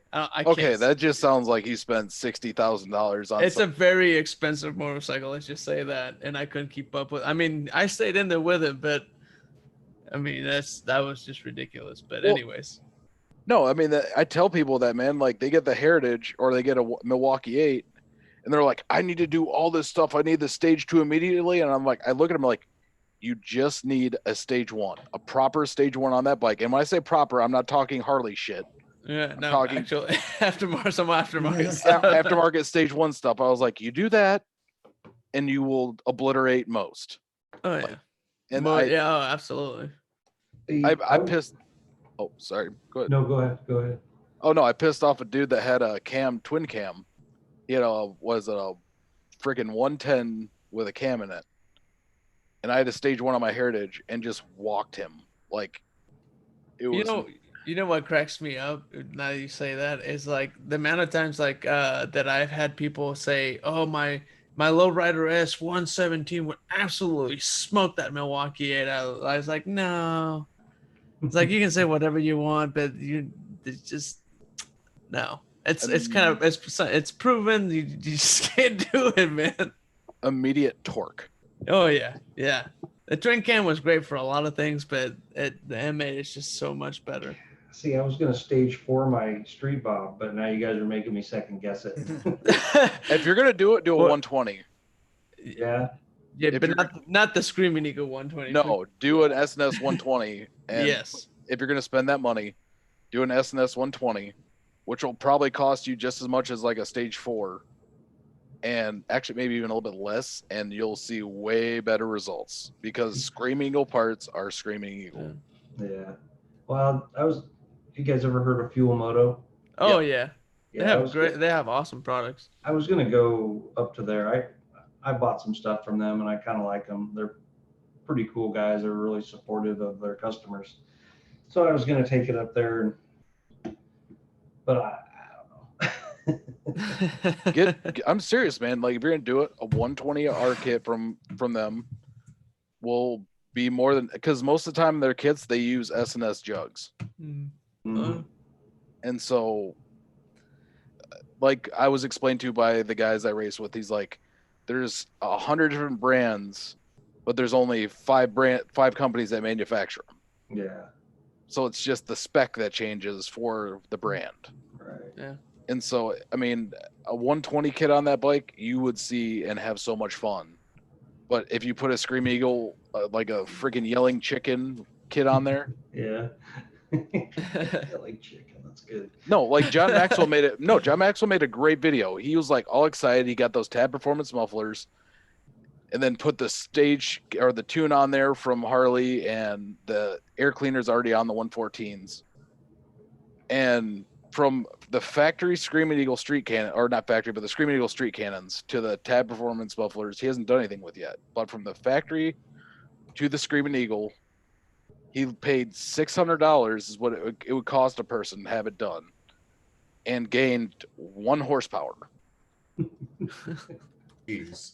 1 horsepower for $600, and it still sounds like a freaking sewing machine. And don't buy into those whole power things that people talk about. They're like, what is the power inserts? You're not really gaining much unless you're running high power out of your bike, and you already have back pressure in it. So, Right. Yeah. And if you have a fat bob, put the 120 in it. Oh, I'm really curious to see what you'll do blacktop on that straight buff. Yeah, I I'm haven't. pretty stoked. I Now you haven't, just need to go. Now you just need to like not say anything and just blow everybody out of the water with whatever you do. You just have to keep it on the down low, build something gnarly, and then just reveal it. That'd be pretty sick. That would be kind of cool. I'm going to work diligently on finding those inverted forks. Wonder how much that would. I don't know how much they are. Like I was thinking about that when we were talking about that. I was like, I don't know what the lowrider S forks go for. When you go to I'm pretty sure you can find a totaled M8 and then just get it. Well, I can get them off of a Sparklight too. Yeah, that's true. Or the lowrider standard actually. No, the lowrider standard has regular forks. That's the lowrider S has inverted forks. But never mind. I was thinking about getting like the actual trees. You say you had hair. You probably need the trees too, because forks, since they're inverted, they're a lot wider at the top. Yeah. So at that point, you just might as well get a lowrider S because the Sparklight is actually raked out. I'll still get the forks. I like my Heritage too much. Yeah. They do. There's a company called Gigastat that has some pretty good deals on their inverted forks. I just want to do that because it'd be the first Heritage to have them. That would be a sick Heritage. It's like a performance Heritage. I just never really heard of that before. So that would be a first for sure. Have you seen my Heritage? Like, I have hard lowers on that bitch. They said it couldn't be done, and guess what? It got done. Everything can get done. It only takes time and money. And I paid. Anyone that's looking for hard lowers, I paid $50 for mine. Is that an eBay special? Yep, and they are Hogworks ones. Like the company buys the Hogworks misprinted ones or whatever it is. I'm just like $50. Yeah. Cha-ching. And then when my Heritage got hit, they looked like Hogworks ones, so the insurance company wrote them off as Hogworks ones. So I got $200 for my hard lowers and paid $50. That's not a bad day. It's not a bad day. That's pretty awesome. I got mine for free. I got some wholesale bike that came in. I was like, you know what? Well, those lowers would probably look better on my bike. Swipe or no swiping. Oops.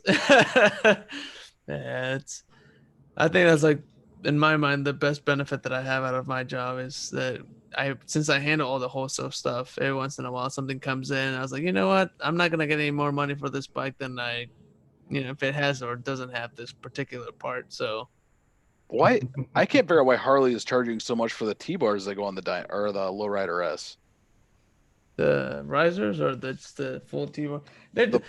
I think they're just trying to they see the market, they see the people are spending the money, and then it's just like, let's come out with our own brand, and it'll probably be covered under a warranty. So, I mean, Harley's always trying to make their money, and they have to stay afloat one way or another. So, I get it, but it's not like you're gonna lose your warranty because you would use aftermarket T-bars. I'm working on an FXRT fairing for the Heritage too. That'd be pretty awesome. Which company are you looking at? Oh, it's one I just found too. I know Matt Laidlaw just posted a video. RWD, yeah. It's the guy. It's like Walter. Is it something Designs? Yeah, Russ Wernemont Designs.